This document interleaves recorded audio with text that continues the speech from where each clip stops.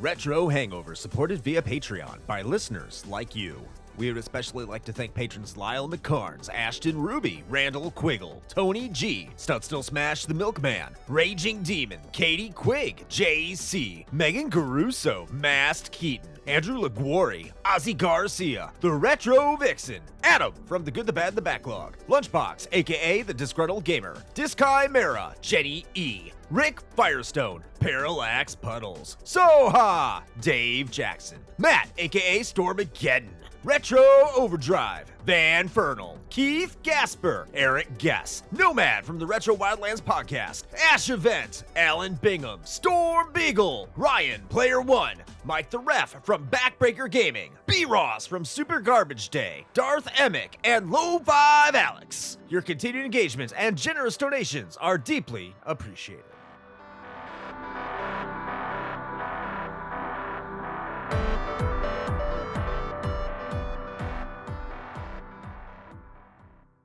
Open your ears and crack some beers. You are listening to the most recent episode of Retro Hangover.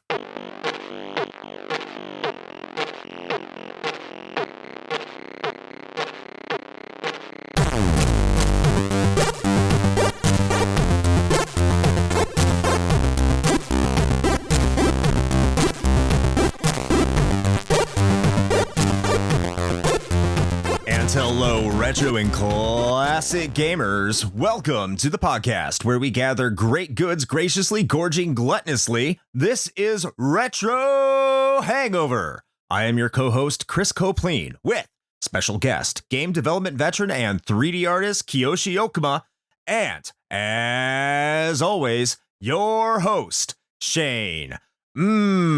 Dick Sustenance Dragon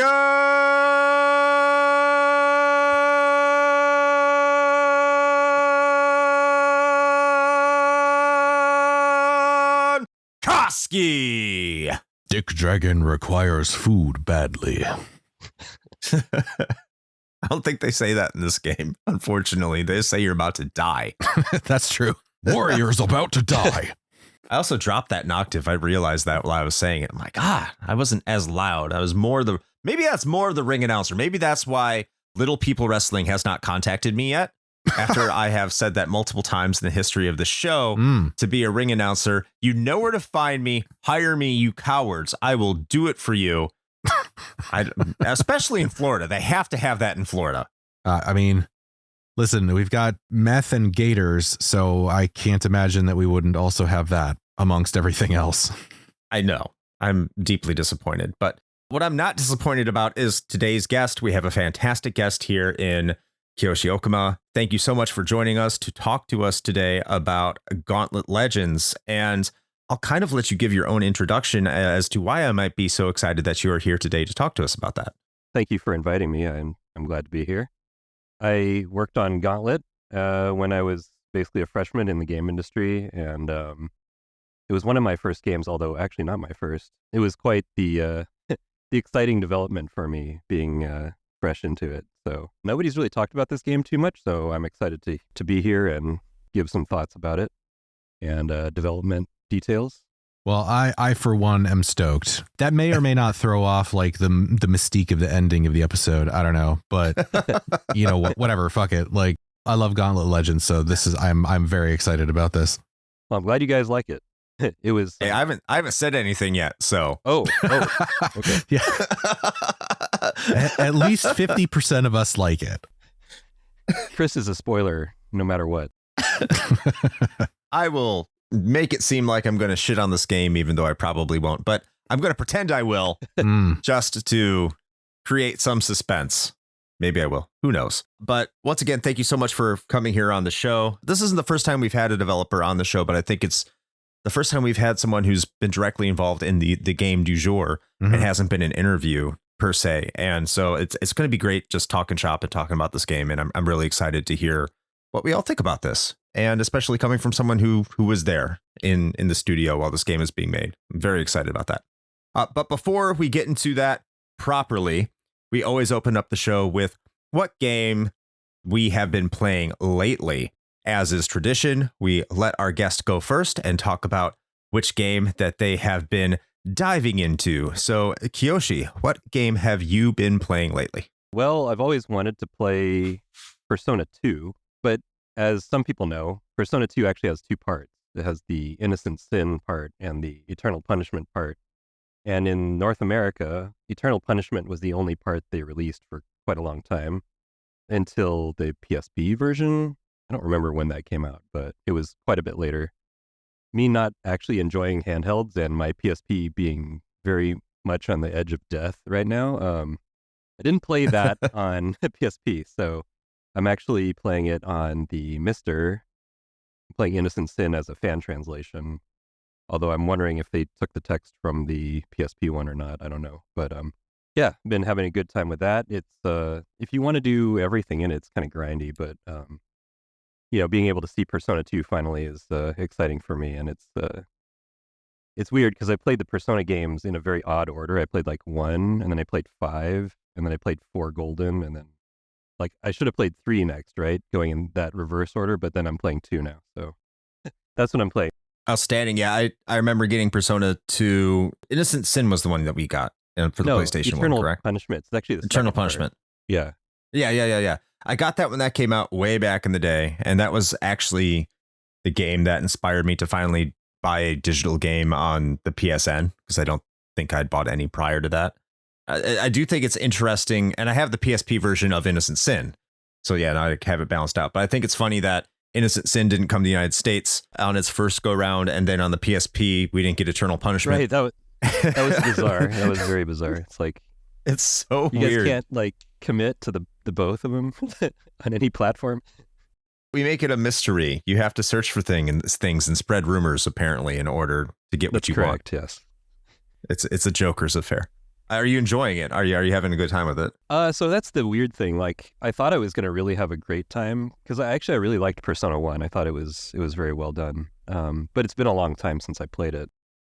And then playing this one, I'm like, wow, this is really grindy. Although it's partially because I'm trying to do a lot of the extra content also, I guess. But I also want to, build personas and stuff. So it's, you have to do a bit of grind just to get they're like tarot cards for the different personas that you want. And so you have to fight battles just to talk to the monsters and then get your personas in that, doing that stuff. And I don't know, it just, the game goes very slowly when you want to do all that stuff. So I don't feel like I'm getting anywhere too fast, but I do like a lot of the plot elements, and I sort of like the characters. I think I like the characters from Persona 1 better so far, but I'm not that far in the game yet. Yeah, I can definitely see that. It's still a Shin Megami Tensei game. This is before they completely changed everything. So yeah, it still feels a lot more like SMT. That formula DNA is still definitely there, and definitely. Not as much like the Persona 3 onward games. You don't have a school schedule. Oh, yeah. You don't. There's no calendar. No waifus. No waifus and no social links. Thou art maidenless. That is literally the only thing I can contribute to this discussion, because I'm just sitting here like I'm like the dude from Good Burger, just like looking at that paper and be like, yeah, I recognize some of these words. Like that's all I've got. Speaking of Good Burger, have you been to Arby's? No. What game have you been playing lately, Shane? Well, speaking of Arby's, no, I don't even know how that's related. Let's see, what have I been playing? Is that about waifus? Anyway, I mean, listen, if you're into that, I'm not here to shame. Okay. But, I feel like, actually it's going to be a momentous occasion when I don't say this, I think, because we've been on such a roll with it, that I have not really had a chance to play a whole lot of anything, but I did at least get some time in on the season 2 / the Midwinter Blight event in Diablo 4 with my seasonal character that I got going on there, my Druid, and had a good time with that. I'm trying to see if I can get most of that winter event stuff done, because I think that wraps up right after the first of the year. So at the time of recording, I've only got a few days left. So we'll see how that goes. But outside of that, honestly, not a whole ton.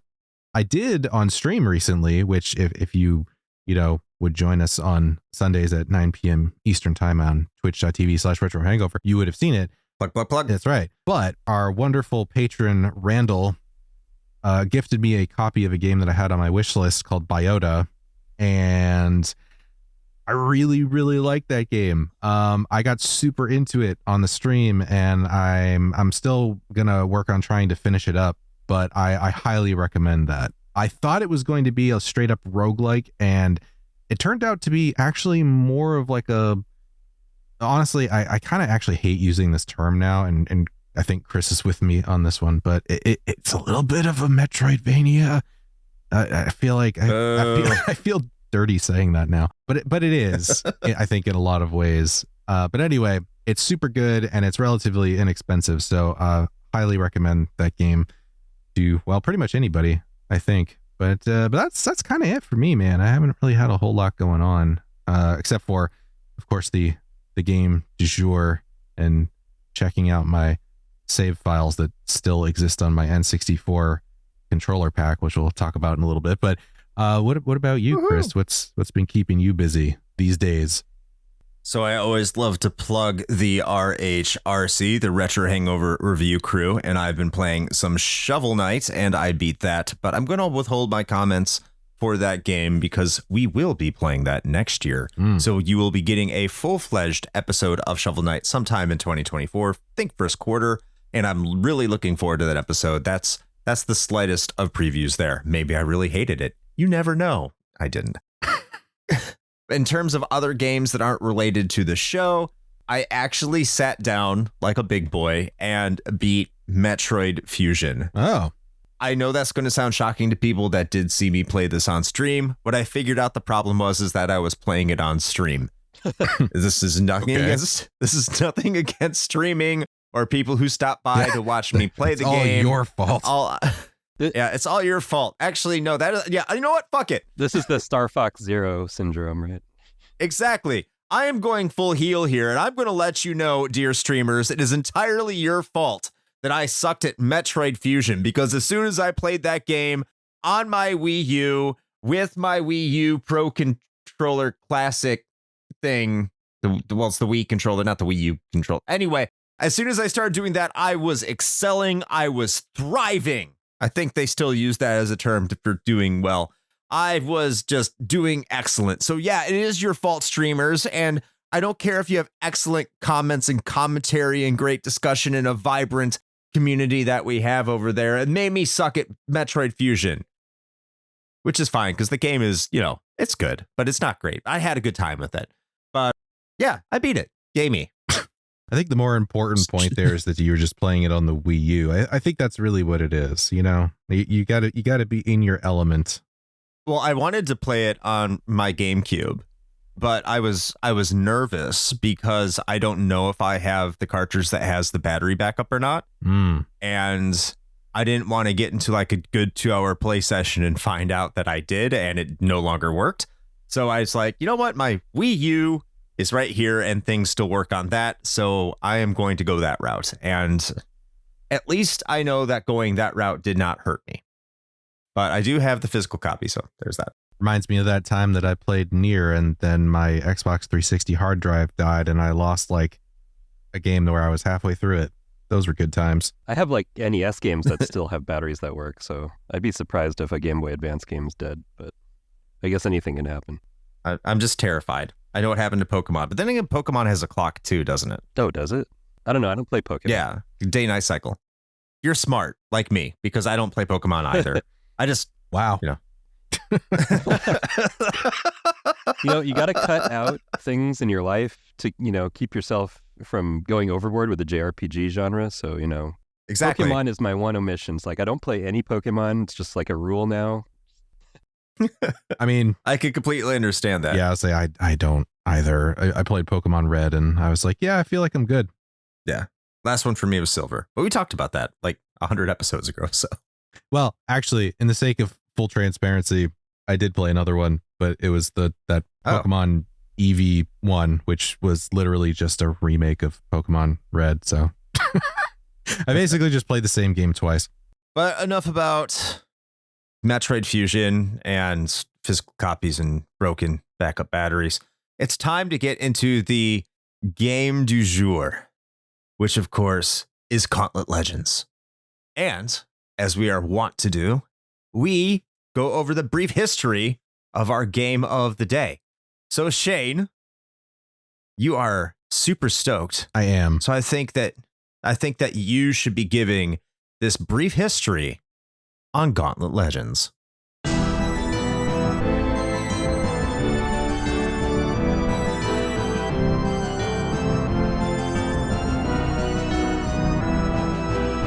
In 1985, gaming saw the release of one of its historic franchises in the arcade game Gauntlet. Players would take control of one of 4 different character classes, inspired by Dungeons & Dragons, as they made their way through a series of mazes, fighting off hordes of enemies en route to the exit. The player's health would slowly drain over time or be lost to enemy swarm attacks, and the only way to stay alive was to find meat in the stage, or, of course, more quarters.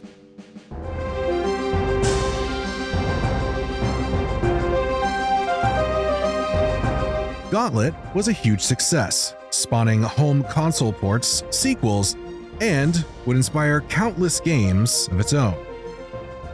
In spite of its early successes, Gauntlet had become somewhat of a shadow of its former glory by 1991. Gauntlet 3: The Final Quest was released as a home computer exclusive. Not for DOS, but for home computers more famous for gaming in Europe, like the Amiga, Atari ST, Commodore 64, and ZX Spectrum. While received well critically, its limited availability could not have been a good sign for where the series was at. A little-known Japanese development company called M2 would look to remake the original game in 1993, but it wound up being a full-fledged sequel in Gauntlet 4 for the Sega Genesis. Gauntlet 4 would introduce concepts such as character leveling, shops, and the ability to save your progress. After that, the series went largely quiet. Even though it had gone out with a high-quality installment, the series had not had a Western-developed release since 1991, and had not seen a release in the areas where gaming was most popular since Gauntlet 2, released in the arcade in 1986 and the NES in 1990.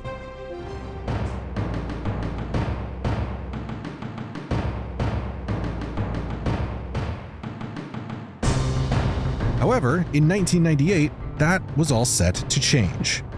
Atari and Midway Games decided to reboot the franchise and retool it for a more modern era, and title the game Gauntlet Legends. First, the game was placed in a 3-dimensional setting, which was the obvious choice given gaming trends at the time. All new environments would be placed in fully realized settings with the same spirit that the original series had. Waves and waves of enemies would come at the group of up to 4 players as they tried to navigate their way towards defeating the ultimate boss. Gauntlet Legends would also take the ideas started in Gauntlet 4 and incorporate a leveling system that would allow the player's character to grow and become more powerful the more they were used. The arcade incorporated a password system as well, allowing players to come back and continue their progress.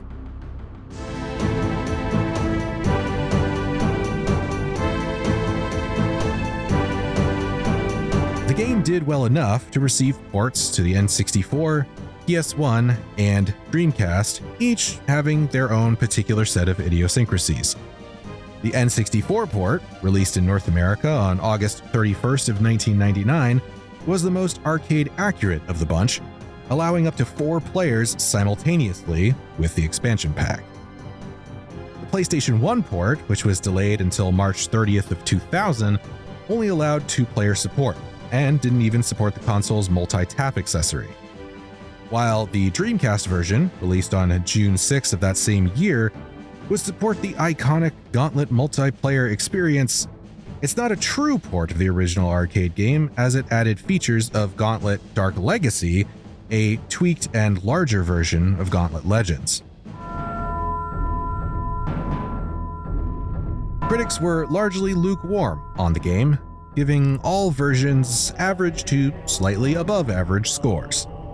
While it may not have been everybody's cup of tea, it was pointed out that the multiplayer aspect of the game was indeed the main attraction. Since its release, Gauntlet Legends has remained in the past with no major ports or remasters to speak of. And aside from a few of the games popping up on Midway compilations, the franchise lays dormant once again, with the last major release being 2014's Gauntlet.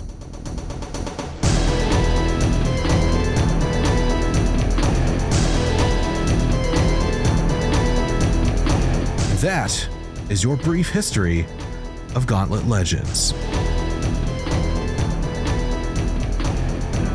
All right, thank you for that brief history, Shane. I'm actually somewhat surprised finding any real history on this while looking it up, because I had to piece together quite a bunch of different things, which one would assume we normally do. But I wasn't able to find a lot in really anything in terms of how this game is really put together, just which is weird, because you ask people about this game and their experiences with it, just, in a casual sense, and a lot of people are like, yeah, I remember Gauntlet Legends, and it seems like it's an important experience, at least for the N64. Like, this is a game that's familiar with a lot of people, so not having that information is somewhat shocking. Yeah, I don't know. I'm actually surprised by that. I mean, it's definitely not the first time that we've come across this sort of thing, right? Where we'll go to talk about a game and we go to research the brief history, and it's just like, oh, that nobody gives a shit. No, like nobody's said anything about this game. Like, all right. I mean, we've had brief histories that are like 2 paragraphs before. Yeah. So it's not unprecedented, but yeah, I mean, this is probably some of my personal bias talking, because I am one of those N64 people that really like this game. But I would have thought that there would have been more information about it. I mean, you were saying to the point where like even some of the like walkthrough information on like game FAQs and things like that are pretty sparse by comparison, right? Oh, the game FAQs, or as I say it, game facts, that they have plenty of information there. What's sparse is if you're trying to go somewhere like YouTube to see exactly where people go. And I'll talk more about this on the gameplay, because the maps, the way that the game facts that they describe it, like these maps can get pretty big. Yeah. And like putting that all together and trying to figure out can be somewhat confusing, especially in a game where you can just watch people do it. And even a lot of these videos, they're like from 10 years ago, 7 years ago, with low view counts in terms of just walkthroughs and playthroughs and stuff like that. I haven't really looked for reviews because, of course, I don't want my opinion swayed in one way or another. I'm just watching people play it. But normally, even for older games, you find no commentary, high quality playthroughs.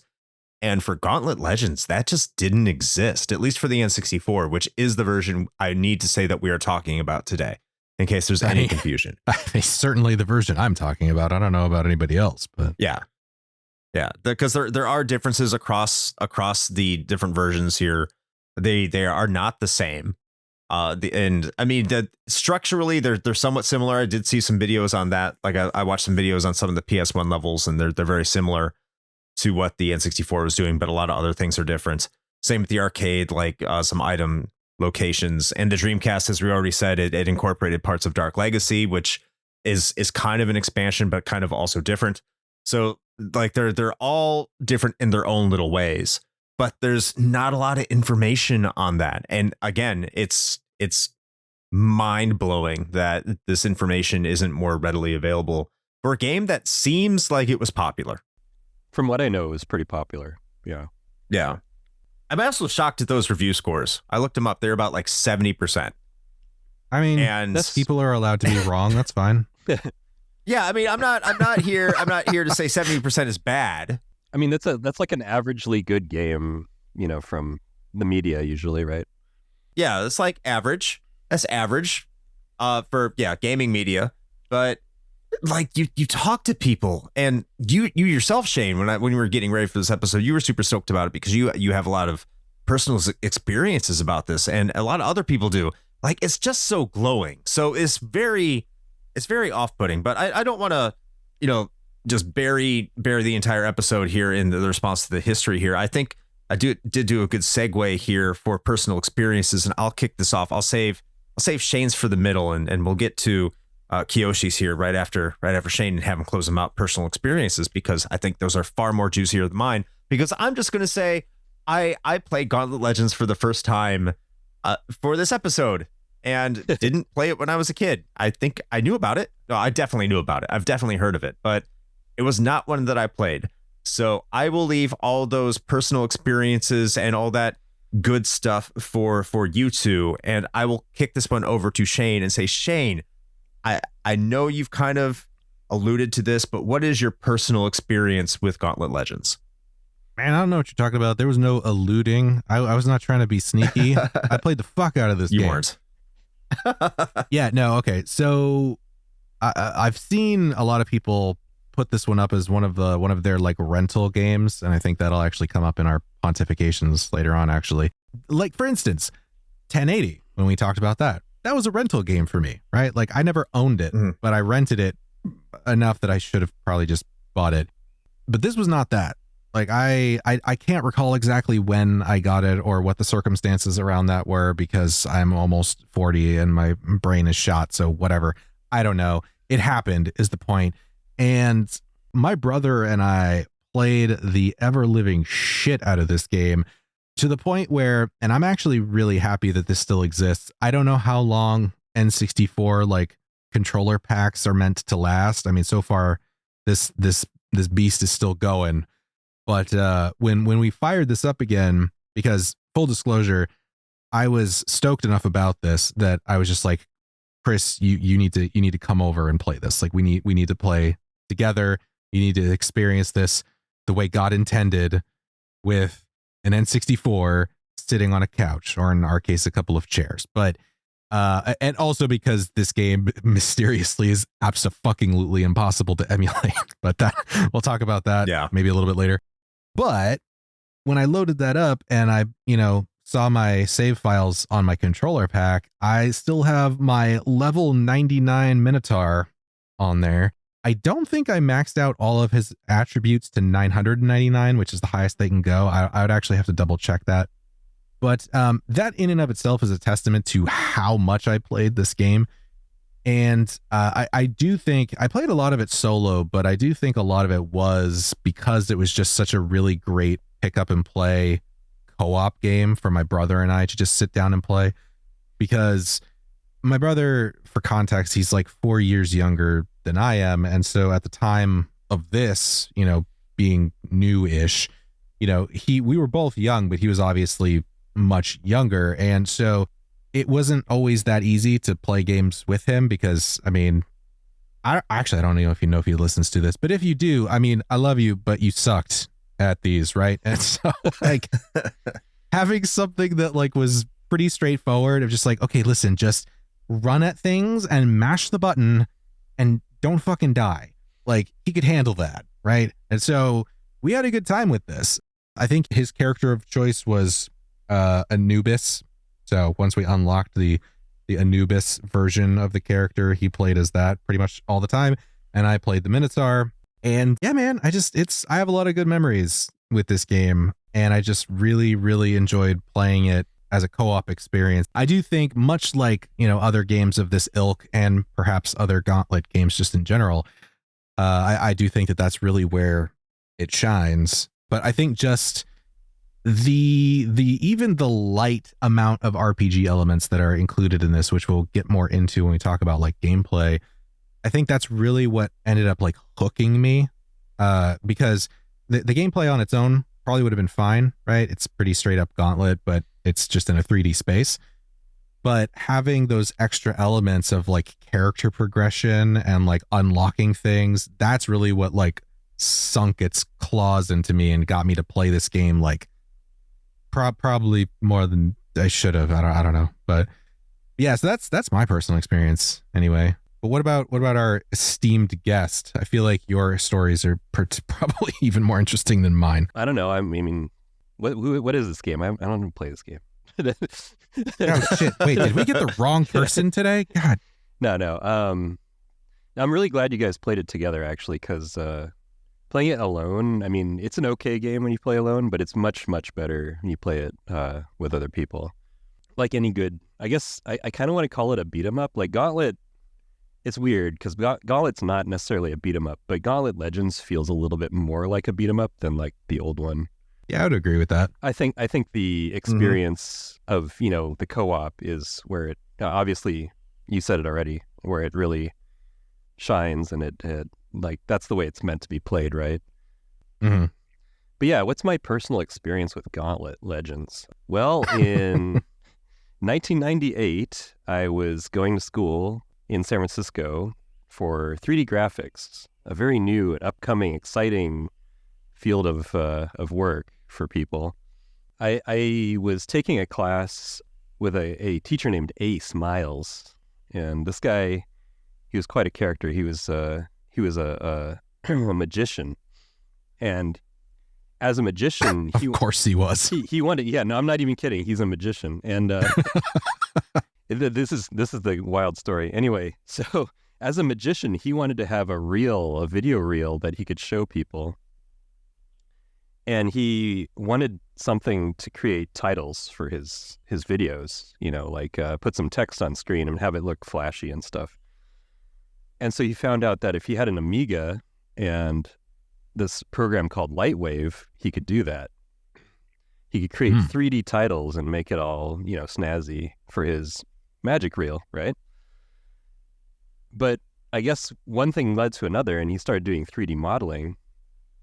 And then he started, after a while, he started teaching. And so I took his class at this place called the Academy of Art.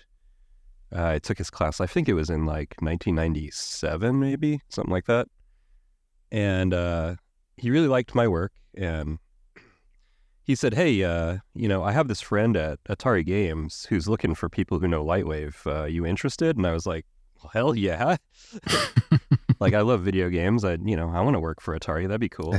And I thought, and I didn't think I was going to make it in. I was like, I'm a student. I'm just barely getting into this, right? But the guy sat me down, interviewed me and stuff, and looked over my work. And, a few weeks later, I got a call. I was like, wait, you serious? Come in? All right.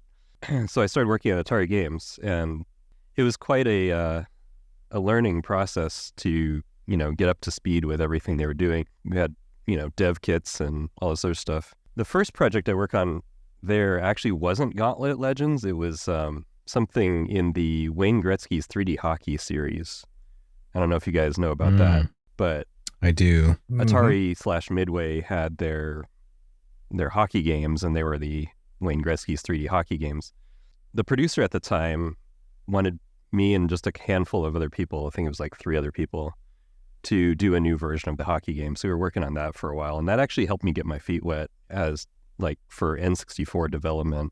And it was sort of a low pressure thing because it was a hockey game, which was nice. I don't know if I should be offended by that. Obviously, well, I mean, it was based on another game that already existed, is more like what the low pressure thing was. But okay. Not that it was hockey. It was, but we ended up improving the graphics and the gameplay of this game, and then it got canceled. But it turned out I was actually supposed to be hired for the Gauntlet project, because that's where I was originally supposed to be put. And so after the game got canceled, I went and worked on Gauntlet for a while. My main task when I was on Gauntlet was to do animations for the intro, the ending, and a if you game over type cinematic. You guys, being veterans of now, especially Shane, but also Chris, played the game. Did you guys see an ending or a lose cinematic scene by chance in the game? Yes. A lewd cinematic? Yeah, cinematic. Lose. Yeah, if you lose. Not lewd. No, not lewd. Lose. A lose. I did see the ending. If you game over, you saw the ending, right? What was the ending? It was Yes. It was a page of text, right? Yes. Yes. So what happened is there was a real-time cinematics player that actually never got made, unfortunately. So 90% of what I did for the game was not in the game, as it turns out. But I did a lot of work for months. Oh. I do have some work in the game still, but a majority of what I was doing was not actually put into the game, unfortunately. So, yeah. But anyway, that worked. Wait, I'm curious.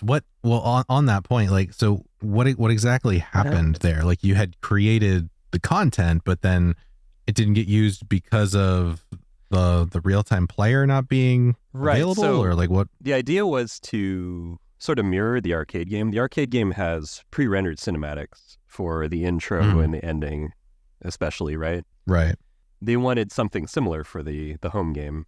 And there is an intro, but even though I animated the intro, it's not the intro that's in there is not the intro I animated. Oh, okay. The intro that's in there was pieced together from pieces of some stuff that I animated and also stuff from just the game that they had, animations for the Skorne model, right? And stuff like that. So yeah, the animation that I did was all tossed in the garbage, basically. I mean, it was a good experience still working there, and I got paid for it and everything. But it was a bummer that didn't make it in the game. But yeah, it was mostly because nobody had time really. Like all the programmers were like just crunching and crunching and crunching to get the game done, and just the gameplay working out, the major bugs and stuff like that. And we didn't have like extra, bandwidth for somebody to actually write a movie player for it. And it also turned out that the cartridge space may have not been enough to put these cinematics on the cartridge anyway. That definitely makes sense, yeah. Even though they were real-time cinematics, they were getting very, very close to the I think they paid for like 12 megabytes or something like that. I don't remember exactly how big the game was. They actually bumped it up at the very end because they just couldn't crunch it down far enough. So it turned out they did have an extra, probably like 4 megabytes. But the movie player still wasn't done. So even if they had upped the cartridge size, it still wouldn't have been in there. But let me tell you about stuff that is in the game that I did. Yes. And unfortunately, it's sort of minor, but so there's a flaming axe that flies by the Midway logo for Gauntlet. I did that. Yes. Nice. Oh, nice. I wanted some extra polish on it because this is, Gauntlet's like a flagship for Atari, right? So yeah, I was like, this game needs some pizzazz, right? And they had their regular Midway logo, and I was like, this needs something. So flaming axe. The mage guy who's in the intro who summons Skorne is a model that I created. Nice. Oh, the actual, like, not the big bad, but the guy who summons the big bad. Right, the character who summons him, not the big bad I believe his name is Garm. Garm, Thank you very much, yes. It just says the greedy mage, but yeah, his name is Garm. I didn't know if people would know who that is, so that's why I didn't use it. But anyway. Probably not. No. I did Garm. Well, who's that guy? I don't know. And the title screen was going to be a still picture for the Gauntlet logo. But again, I was like, that, the arcade game, it has this nice like 3D reveal of the Gauntlet lettering and everything with like these light rays and things like that. And I was like, you know what? I have an idea. I think we can actually do this with a real-time, 3D graphics logo. And I worked on it with our lead programmer, Dave Oriva, to actually make the real-time logo for the game happen. And I thought that was actually really cool. I'm actually most proud of that because having those polished touches on the game and having it look nice I think really adds to the flavor. Like a premium title always has these, sort of hallmarks, right? Where everything is polished and it's, obvious effort put in to make it look good. Yeah, definitely. It's what we used to call the Blizzard polish. Right. Yeah, I just, little things. Here's a really odd little tidbit that I suggested and it actually got put in. I think it was in all the successive versions of the game after that, but it wasn't in the arcade, is when you go down an exit in Gauntlet, like classically, the characters spin, right, when they go down. Mm-hmm. And in the Gauntlet Legends arcade game, they don't. And when I was talking to people, I was like, shouldn't the characters spin when they go down the exits? Like, that's what they always did in Gauntlet. So I actually talked to some people, and they're like, yeah, we should make them spin. So they spin when they go down the exits now. And it's such a small thing, but like... That's important, though. It's a small, but it's an important detail. This is also just like I'm sorry. This is okay, Chris. You've had your like fangirl moments before on the show, and Yeah, go for it. No, Go for it, Shane. No, this one's mine. It's crazy to me, like just talking to someone who was just like, oh yeah, like I suggested that when it was a thing that was like a fucking part of my gaming experience growing up. That's just wild. So anyway, continue. It's fine. I mean, that's pretty much it. But I was bummed that didn't have an ending. I mean, that was the main thing. I was like, well, it's really too bad we didn't get, anything for the ending. Like, we didn't even get still graphics or anything, They could have done something. Well, I mean, you see, you shot yourself in the foot with that title. That's what it is. You used up all that space for that title screen. It's all gone. But no, they were very, very, like I said, they were very close to that 12 meg. I think it was 12 meg anyway. And so they were really hesitant to put anything else in the game, even though, like I said, they ended up going over, but they didn't have any time to change it at that point. So right. It is what it is. And I think it's still, I think it's still a great game. And I'm still proud of it as one of my first released games ever, so. Now I just really want to see what those like extended scenes would have been for like the intro and the outro. Well, if I dig them up, I'll let you see. I don't know if I Hell yeah. I don't know if I still have them around. I'll have to find out. Now, as a bit of a tangent, was that the reason? I don't know if you don't know, just well, I don't even know why I'm saying this, but was that the reason that the PlayStation 1 was delayed until March? Because I know that the N64 came out and the PlayStation has the cinematics. So was that part of the reason? No, that's not the reason. The arcade game had the cinematics. They just crunched those down and put them on the PS1. Oh. The PS1 was delayed because it was an outsourced project and it just was running behind, I think. Got it. I don't know the details. It was being, overseen by somebody else. So Right. I only heard that it was 2-player and I'm like, what? But yeah, that's awful. Like, you got Gauntlet, it's 2-player. Oh well. But I think the version's still all right. I haven't played it personally. Man, is this like one of the few times that the N64 can claim victory over the PlayStation? Few. Actually, no, I mean, so Midway and Atari were very, very good at making N64 games. They were like one of the few companies that really like doubled down on the N64. So I think a lot of their games came out very well on the N64, and they were all done in-house too. So gotcha. That was pretty important, I think. They weren't attempting to port from PS1 or something like that. Right. I'm also an N64 hater. I love to hate on the N64, but I will say when there's like a multi-plat opportunity, usually the N64 at least controls or performs slightly better. And I'll give the N64 that all day. I just remember as a kid, like, yeah, you want those movies because the FMVs and the CG FMVs, they were it. So you're like, oh yeah, this has like CD quality audio and movies and stuff like that. But in the case of Gauntlet Legends here, what we just mentioned, just having that ability to do 3 players out of the box and 4 players if you have the expansion pack, and that's not even an option on the PlayStation. I mean, that's a huge W. That's not even close. Yeah. Oh wow. So thank you for all of that information, Kiyoshi. I'm probably just gonna like listen to this episode again once it's published, and I never do that because that information, I love that. I love all of that. Yeah, we don't listen to this show. That was really cool. But now it's time to progress, and we're going to go into this game's plot and writing, which I don't think this is a game that has a lot of that, but I might be mistaken here. So, Shane, you are the fangirl. Let me tell you the deep Legends lore. here. Let's go. That's nice. It's not much. Yeah. Okay. So essentially, I mean, we kind of already alluded to some of it, right? But the basic premise, as if you really need one for a Gauntlet game, beyond just kill lots of things.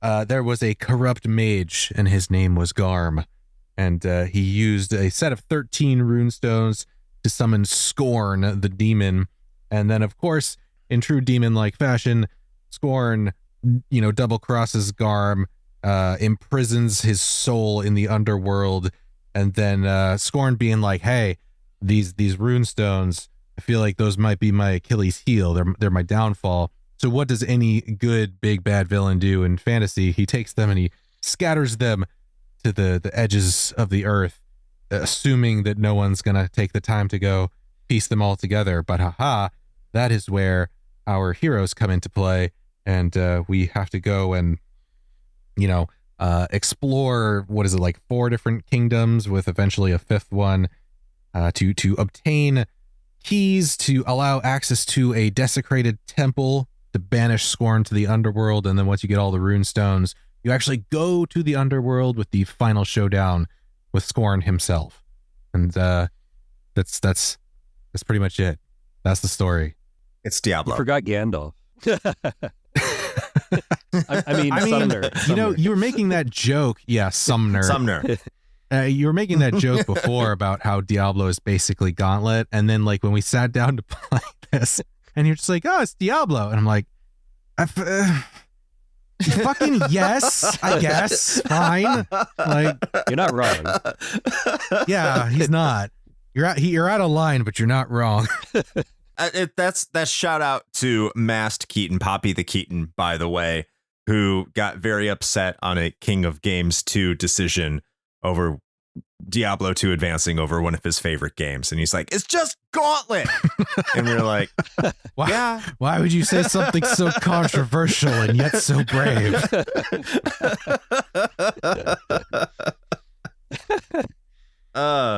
I guess, I mean, that works for the plot and the next section too, but we're not on gameplay yet. But yeah, I mean, the plot is essentially the devil is here, go kill the devil, right?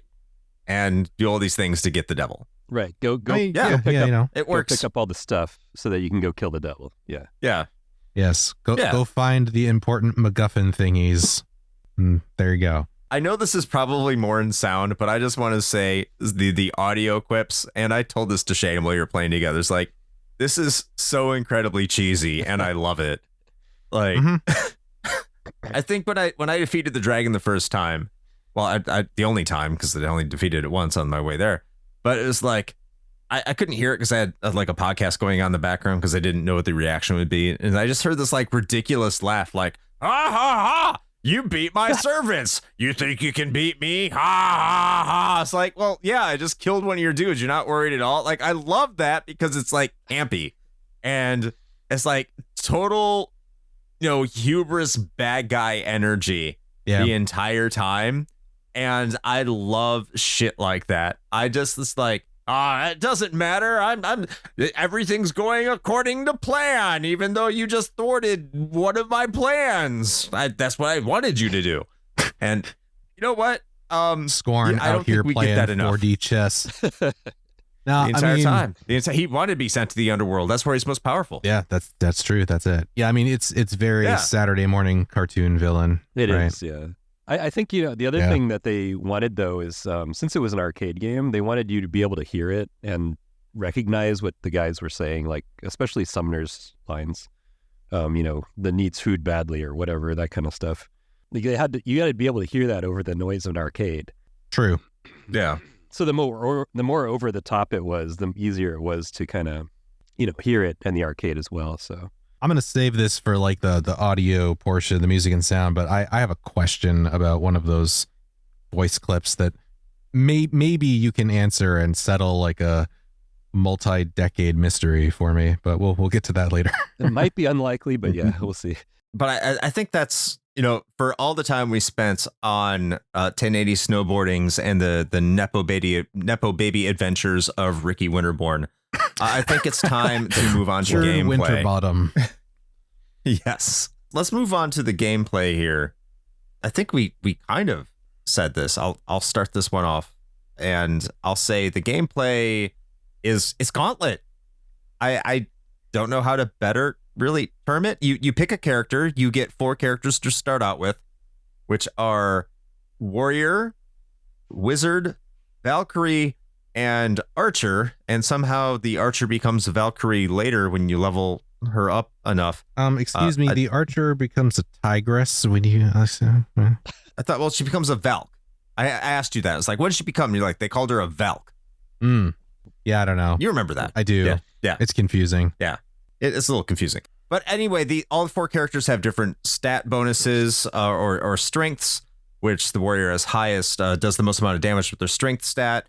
The archer has the highest speed, so they can move around a lot quicker, and their attack rate is higher. The wizard has highest magic, so their potion damage is higher, while their range is higher for potions as well, which is an item you can use. And the Valkyrie is just average, and you just do it. Well, I think it's defense, but yeah, it's a higher armor value. Yeah. And so you just move around a map, and enemies come out of their little hovels, and you need to destroy their hovels as they come to you in waves.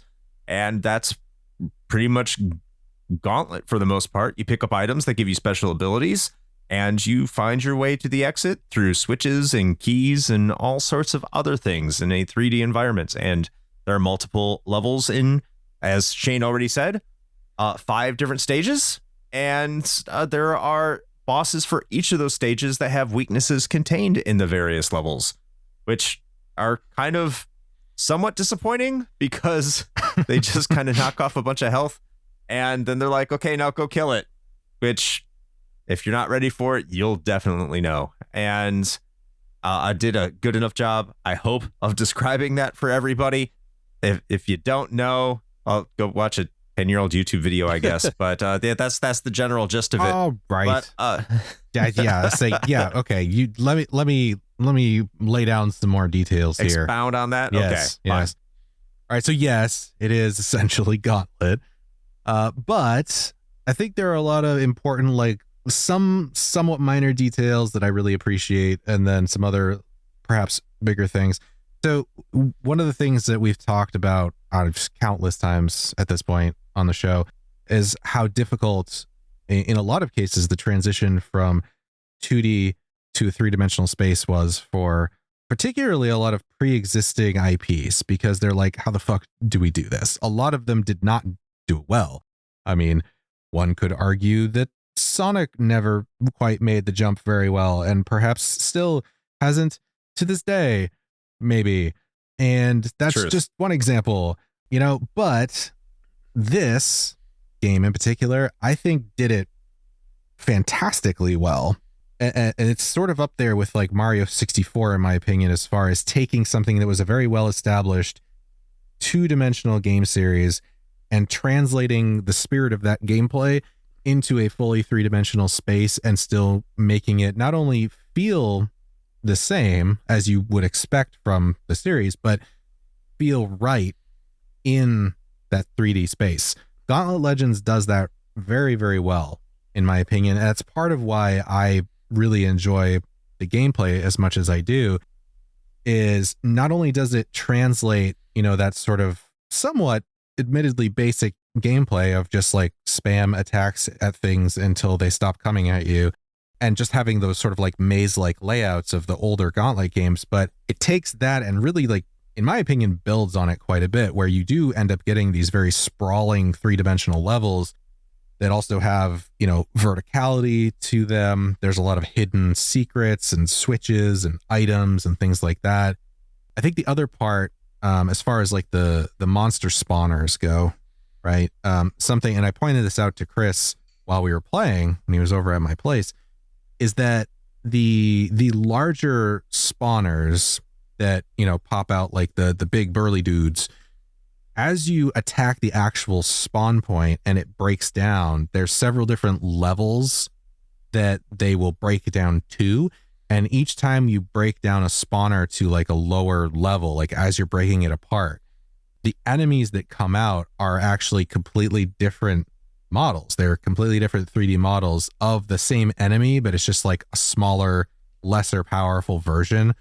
And in a lot of cases, I think there's at least 3, I want to say, different versions. Kiyoshi might be able to keep me honest on that one, but I think there's like 3 typically for like the bigger spawners.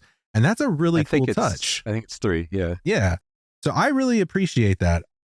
And it also, the game just adds a lot of variety that wasn't always necessarily there in, previous entries, along with a lot of the items. And honestly, the biggest thing, like I said, the thing that really hooked me as far as the gameplay goes, is just the RPG elements that got factored into this. The ability to take the gold that you acquire from running these levels, then come back to that central hub area and talk to Summoner, the wizard, and, you know, go into the shop and be able to purchase stat upgrades to further like build out your character. It's very, very simplistic, especially by today's standards, but it's just enough in a game like this to make me, you know, keep coming back to it, to the point where, like I said, I ended up with, you know, a max level Minotaur save file. So anyway, wanted to expound upon a number of those things. There's definitely other things we can talk about, but those were the first ones that really sort of like jumped out to me.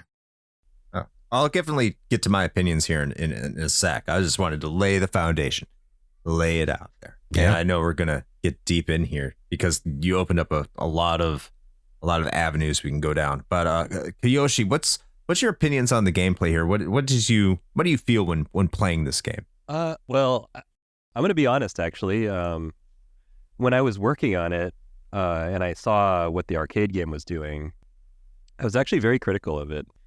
I thought that the original Gauntlet had more positional tactics to it, mostly because you can see more. You know, like the Gauntlet Legends is very zoomed in compared to the original Gauntlet 1 and 2 arcade games. And I thought there was always a lot of good like party tactics in those original games where, you know, someone would go like open a wall and then everybody else would have to like deal with the horde coming in, while the other guy's like running back, right, to the team. And there was always like a lot of strategy around sort of positional tactics if you're playing well, right? If you're not just getting like overwhelmed. Right. And so I thought that aspect was lost in Gauntlet Legends. But what kind of replaced it, and what I think Gauntlet Legends actually does well, is that, especially the console versions, is you can build up, like Shane was saying, you can build up the items that you have, and you can preserve them until critical moments when you need to use something to, you know, clear a horde real quick, or, you know, timing your turbo attacks just right. Mm-hmm. Like, you know, being able to crush a you know, one of the spawning like hovels or whatever with your turbo attack especially is really critical sometimes. Like, and in particular when you're playing by yourself, you better hit it, otherwise you're in trouble, right? Especially when you get further in the game. And so having all that stuff at your arsenal and like being able to decide what to use at certain periods of time and, you know, and positionally in the levels is actually really important in Legends, as opposed to what you would do in the other games, right? The other games are much more simplistic in that manner. So tactically, the game is very different from the original games. But I do think that, I do sort of still wish that it had more of the positional tactics of the original still, but as a fun experience and as something that has its own sort of take on it, I think it's fine. Like I've definitely softened to it over the years, and I'm not as critical of it in that manner anymore. I kind of understand it better now. But yeah, when I was younger and I was working on the game, I was like, they lost a whole aspect that, you know, needs to be there, but you know, it is what it is. This is not my Gauntlet. It's not my Gauntlet. But it was my Gauntlet. Wait a minute. Foiled again. I actually, something you said there, Kiyoshi, that I actually do agree with that. I started to have problems once I got into the later levels in particular. I think it may have been, I don't know if it was the very last level or maybe the fourth one, like the swamp one. I don't know. One of the later levels though, is that zoomed in perspective on it. The lack of the ability to control your camera. Oh, especially when the hordes would be coming at you and you're trying to determine where they're coming from. Because you're right, that turbo is extremely vital, especially when you're playing alone, which is what I had to do for roughly, you know, more than half the stages, because I can only spend so much time playing with Shane in real life and dedicating what I can myself. But like when you're playing alone and those hordes are coming at you, and you can't take them out from standard attacks alone. You have to pretty much take out every single enemy hovel with your turbocharge, is trying to determine where they're coming from. And most of the time you can just shoot in any random direction. You're going to knock out a bunch of them, which is always great. But sometimes you see a big group of enemies and you don't know exactly where they're coming from, but they're all swarming towards you. And in order to survive, you have to knock them out. but then you have to wait for that to charge up again. You have to hope that you at least knocked out one or two of them to at least crowd control all those hordes coming in. And because sometimes that camera position isn't exactly where you want it and you can't control it, that makes that difficult to approach in situations like that. And sometimes that can feel unfair if you're playing alone. Yeah. Now, if you have a party, if you have multiplayer, the way it's meant to be played, it's much different. But I can see how that could be frustrating in a single player experience, as it was sometimes for me. Yeah, certainly. Now, going back to something that Shane said is it's simplistic when you look at it. Or like now, I think it was simplistic then too, going to shops and just upgrading your stats through gold. I think that's like more of an older kind of way to level up your characters, but that's also one of the simplicity. It makes it somewhat addictive. It has those gotcha moments to it. So a kind of a detractor in the situation is that like when you get low on health, there's not a lot of ways to get your health back. And one of the best ways to get your health back, or what I did, was go back to the very first level in Gauntlet and Yes. Legends, like the very first one, the Mountain Valley, and just keep playing that over and over and over and over again, because you get 600 health and like 1,000 gold and a bunch of items you could sell to get up to 4,000 gold. Now, the health is very expensive. It's 1,000 gold for 100 health replenishment, not to extend it like all your other stats, but that's what you had to do. And actually, that didn't bother me because the stage was short enough. You got enough rewards and you could build up enough stats that you spend a half an hour doing that. You can get back to where you want to go, even if you're low on health. I remember one time getting down to 1,800 health and having to build back up to like 6,000. And it took me, 30, 45 minutes to do that. And yeah, I get like not a lot of people are going to be able to do that.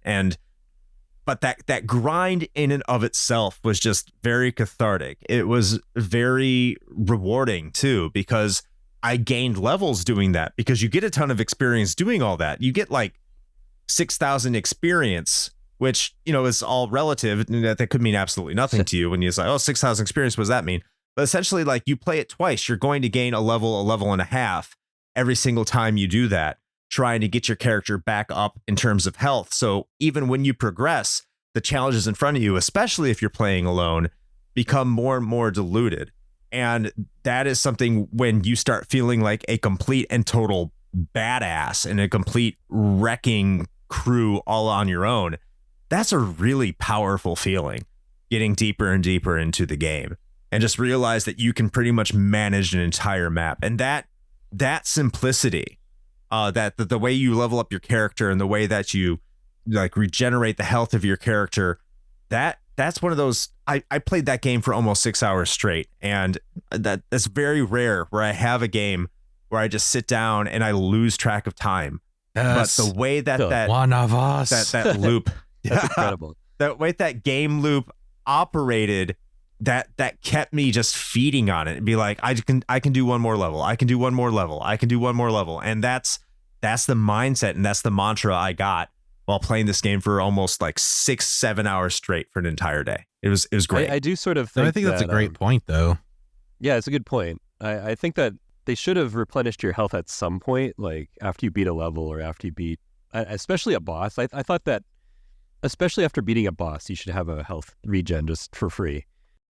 But for whatever reason, they don't. So I'm just like, okay, you have to buy your health back or you have to go grind that level, like you said. And that's what I did too when I was playing it. I would just grind level 1 over and over. Yeah. And I guess, when you're in the groove, it feels okay, I guess. But, in terms of like expediency, it's not real great. Mm-hmm. Yeah, I think the interesting thing there is that, like, I can see both sides of it, right? Because I think I want to say objectively, I think we could probably agree that's not necessarily fantastic game design to have to go back and do that in order to just regain health. But in some ways, I almost, maybe not entirely, but at least partially, I like to give this game a little bit of a pass because of kind of what you were talking about, Chris. And it's something that I almost feel like it's overlooked in some cases, or just completely dismissed out of hand because people just don't like that particular style of gameplay. And if it doesn't suit them, then that's fine. But I don't think that there's just one type of grind when it comes to video games specifically. There are some that are actually genuinely enjoyable where it doesn't even, you might not even call it a grind because it's just like, oh, I'm playing this and I'm enjoying it and it's fine. I personally think that a lot of the Diablo experience fits squarely into that category where it's pretty much just grinding, but the gameplay is entertaining and enjoyable enough that it doesn't feel that way. And I think that this game does a pretty good job of that as well, where yes, you are inevitably at some point, if you're going to play this game long enough, inevitably you are going to have to do some grinding for either for health or gold or whatever. It's gonna happen, but that never really bothered me because I just genuinely enjoyed the gameplay enough that having to go and do those things didn't actually really feel like a chore. And part of it is the gameplay, but I think the other part of it is what you mentioned, which I think is the other sort of critical piece in that puzzle, and that is it's still rewarding in and of itself outside of like the reason that you're doing it in the first place, right? If that makes sense. Like the reason you were going back, right, was to get your health replenished, but the side benefit of that was that you were still actually meaningfully progressing your character. So you're getting this sort of pseudo tangential benefit in addition to accomplishing, your like primary goal. And so to me, I think that coupled with the pretty satisfying gameplay mechanics makes it so that grind really doesn't feel much like a grind. No, it didn't feel like a grind at all. It was genuinely just addictive. It was almost kind of like a mobile game in a sense, if you know what I mean, like a gacha mobile game, free to play, of course, where you don't have to spend microtransactions and you get some fun out of it. I wouldn't encourage anyone to get microtransaction-y games. Yeah, but don't be like me. No. But one other criticism I do want to levy, and this probably goes more to the grinding thing and maybe the development mindset, and because I don't know why they did this, is one thing I do know is why they want you to get all the rune stones, because that makes it so you can get to the end of the game. That's fine. And the game lets you know when you miss a rune stone in a level. That's also fine. That's good. But one of the problems I experienced, and maybe this was more the grinding element or whatever the case might be, is that some levels you're progressing through, and then when you get to a certain point, it will block off you going back in case you miss something. And there were cases where it's like, I know there's a rune stone in this level because at some point I was like, hey, I have to get everything together here and I need to, beat this game. I'm kind of on a deadline. And I realized that I needed to go back. I missed a switch somewhere. I don't know where it is, but I need to find it. But all of a sudden the game's like, oh, no, can't go back. You made it to this point of no return in this level. You got to go forward. It's like, well, now I got to abort this level. So there was one level that I had to go back to 3 times, and the levels start to get ridiculously large in terms of the way that this game is set up, where you're going to be wandering around it for 15 to 20 minutes, just going through, hitting all the switches and progressing through it, especially if you're doing it blind. And it just got to a point where like, okay, I think I'm following this guide to a point, and how did I miss something? So I spent like an hour and a half, 2 hours in this one level in the ice level in the mines, I think it was the frozen mines, trying to find this damn rune stone. But like, if I just went a little too far, it would be like, oh, you can't go back and hit that switch you missed. So you know what? You're just going to have to abort the level and start over again. And that's so crushing and defeating. You're not going to know that if you didn't know you missed the rune stones, but eventually the game's going to laugh at you and say you can't beat the game unless you find it. And then you might get yourself into a cycle where that continuously happens, especially when the levels get more and more expansive the later you get. I do think that does have to be pointed out, as much as the game loop is addictive in and of itself, and how much it does provide that, that satisfaction of giving your character a level up and the ability to go purchase those things. But Yeah, it does something I do need to speak on. I think that's fair. Plus, the game quite literally laughs at you. Because if you finish the level without getting the runestone, that motherfucker's just like, ha ha, you missed it. Leaving without the rune? Like, yeah, fuck you, buddy. If you didn't tell me, I wouldn't be able to kick your ass later, but thanks. He's really helpful. He's actually a pretty nice guy. Yeah. Just misunderstood. That's right. He's a misunderstood villain. He just wants you to see the underworld. He's expanding your horizons. You're not very well traveled. He's just, showing you all over the place. Right. It's been too long since I played the game, so I don't even remember that. You can't go back in some of the levels, but yeah, I can see how that would be very off-putting. Yeah, I don't know why they did that, because it was only for certain levels. Most of them you can go back. Yeah. Yeah. Like the first two levels, it never felt like we were ever gated off. Did it, Shane? Like the first two locations, which were the mountain and the Valkyrie's castle. Like if we needed to go back, we could go back to the beginning of the level at any time. Yeah. Yeah, I don't think there was a levels, point. they're like, no, you can't. Yeah, no, I don't think there was a point where we couldn't backtrack. Because, I mean, we ended up having to do that a few times where we went quite literally from the very end of the level all the way to the beginning to find something. What are we doing wrong? Yeah. We thought we hit all the switches. Got to kick over a little pile of dirt or something, Mm-hmm. Yeah. I do think those are a little too random, too. Some of those are too well hidden. They're too blended into the environment. You did your job too well. Hey, I didn't do that job. That's not my fault. Yeah, he's like, I take no ownership of this whatsoever. I wasn't on the level team. They should have painted a giant yellow X. That's what they needed. They needed those giant walls. yellow X's. Oh, yeah. Yeah, we need that magical line that directs you like where to go to get to the next objective. That's right. Oh, what were they thinking?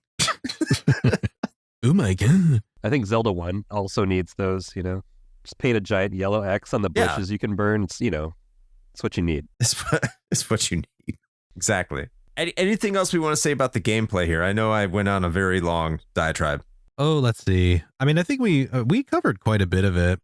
In the grand scheme of things, they're fairly simplistic, but I did like the addition of the bonus levels that you access through like the doors with the skull and crossbones on them in certain levels where you would go and then basically it was just like a coin collecting stage where as long as you grabbed 50 coins within the time limit, you'd be able to unlock like a different version of one of the 4 characters like the Minotaur or the Tigress or things like that. Like that was another thing that, honestly just kept me playing, just finding those and being able to unlock new characters. Like eventually you can play as Summoner with the wizard, actually. Yes, you can. Yeah. I just want to say those stages are probably chaos when you have all 4 people there. Yeah, especially since it's a shared screen. Yeah. Oh, yeah. Whew. I want to see that chaos. I think that's true with the original ones too, right? The coin levels, the original Gauntlet. Would you have to go back multiple times to unlock those characters if you didn't get the 50 coins? Like you just hold on to those coins and Yeah. It's just, you just keep however many coins you got and you'd have to go back and do it again. Mm. And I think I could be wrong about this, but something in my brain is telling me that if you were playing on a harder difficulty, I feel like those bonus stages were harder to do. Like I think you either had less time to complete them or it was more coins. It was something like that. I don't recall. I do want to say I think the bosses are a pain in the ass. I don't want to say they're shit because I don't think I'm playing them correctly. And when you do employ strategy, that they're easier instead of just getting upset that I just can't stand in a corner and shoot a bow at them the entire time and not get hit, which almost happened. I was like, I'm surprised that worked as long as it did, actually. It did. I do think the bosses are level gated to a degree because when I leveled up a lot, I went to the dragon and fought it by myself. Me and Shane couldn't defeat it on our own. And then I went back and defeated it on my own after I leveled up a bunch on that first level, regaining my health and everything. You get these special items that can take the boss health down like about a quarter or so, but the rest of it you're on your own. So like these items are supposed to be these big boss killers and they're very, very much hyped up to be so, but it's kind of underwhelming when you see what happens to them. Me and Shane were both like, that's it? Like that's all that happened? Oh, we're fucked. What are we gonna do? And like we are doing hardly any damage to this dude, but apparently you are supposed to grind. And once you start grinding and once you get your stats up, the bosses become a lot more manageable towards the end of the game, with the exception of Skorne. You can actually you can use like the item buying stuff or like collecting can help you out too. So like if you have a multi-shot or like a 3-shot or a 5-shot, you can do a lot more damage much faster. True. There's certain things you can use. Yeah. Oh yeah, like when I got the 3-shot, I think I wrecked the second boss. That's why I figured out like, oh yeah, like I'm holding on to the rapid fire, I'm holding on to the like 3-shot and stuff like that. Like this is gonna be fun. Yeah, exactly. Then it was fun. Yeah. I just wanted to say that about the bosses. Anyone else have any boss commentary? So I just replayed the mountain, and I had a similar experience as you did, where the dragon like just totally destroyed me. But then I also realized that I could get a 3-shot if I stand behind one of the rocks and have him destroy it. Like it popped an item with a triple shot, and I grabbed that and did a bunch of damage. So there are little secrets and strategies that you can use for the bosses. Also, obviously, standing behind the rocks, you won't get hit by his fireballs most of the time. So that's right. very useful. Yeah, I mean, after a while, I was like, okay, I took him down and figured out like the pattern and stuff again. It's been years since I actually played the game, so I'm glad I played it at least a little bit before this episode. Yeah, I think the biggest thing, and maybe we did something wrong, I don't know, but probably. I mean, yeah, it's likely. It had also been a very long time since I had played, but when we finally got that ice axe from the Valkyrie's castle and then went back to fight Dragon, I was under the impression, I was just like, oh man, this ice axe is gonna totally fuck this dragon up. Like it should take out at least half its health or something, or it's gonna empower us with extra damage or whatever. And it did this whole like big intro of like zooming in on the axe, and then it's starting to spin, and then it flies at the dragon, and it's like, oh man. And then Chris, what did it do? Like it wasn't even a fourth of its health bar, I don't think. No, you're like, because we both watched that. We're like, fuck yeah, let's do it. And then it hits him, and we're like, oh shit. Yeah, we're done. That did nothing. It helps. It's just not. Yeah. It's not a huge chunk. Yeah, it's like I feel like for the time investment that we took to like go and actually get that item, I don't think it was worth it. It sure looked cool though. No. Oh, it did. It looked badass. Yeah. But it just, the realization dawned on both of us. We're like, oh no. we're gonna have a bad time. But I think that kind of wraps up our opinions on the gameplay here. I think we've covered this quite well. So I think it's time to get into the graphical presentation here and how this game looks. And I couldn't think of a better place to start with this than yourself, Kiyoshi. How do you think this game looks here on the N64? Well, I think it looks actually pretty good. It runs well, which is very pleasing for an N64 game. It's fairly smooth. It doesn't have a lot of problems, or at least in single player. I haven't seen it in 4-player in a long, long time. In single player, it has very few like frame drops, and it generally runs pretty well. On the whole, I think like the textures look nice. One of the things that's very merciful about this game is that everything is zoomed out, so fairly far, so that you're not seeing really chunky polygons all the time. And some of the character models, especially the enemies, are very low poly because you have to squeeze so many on screen at once. So it is quite a mercy that it's zoomed out enough, to still look pretty good at the distance you see it at. The lead programmer, this guy named Dave Oriva, really did some magic with this game, actually. I saw him at one point.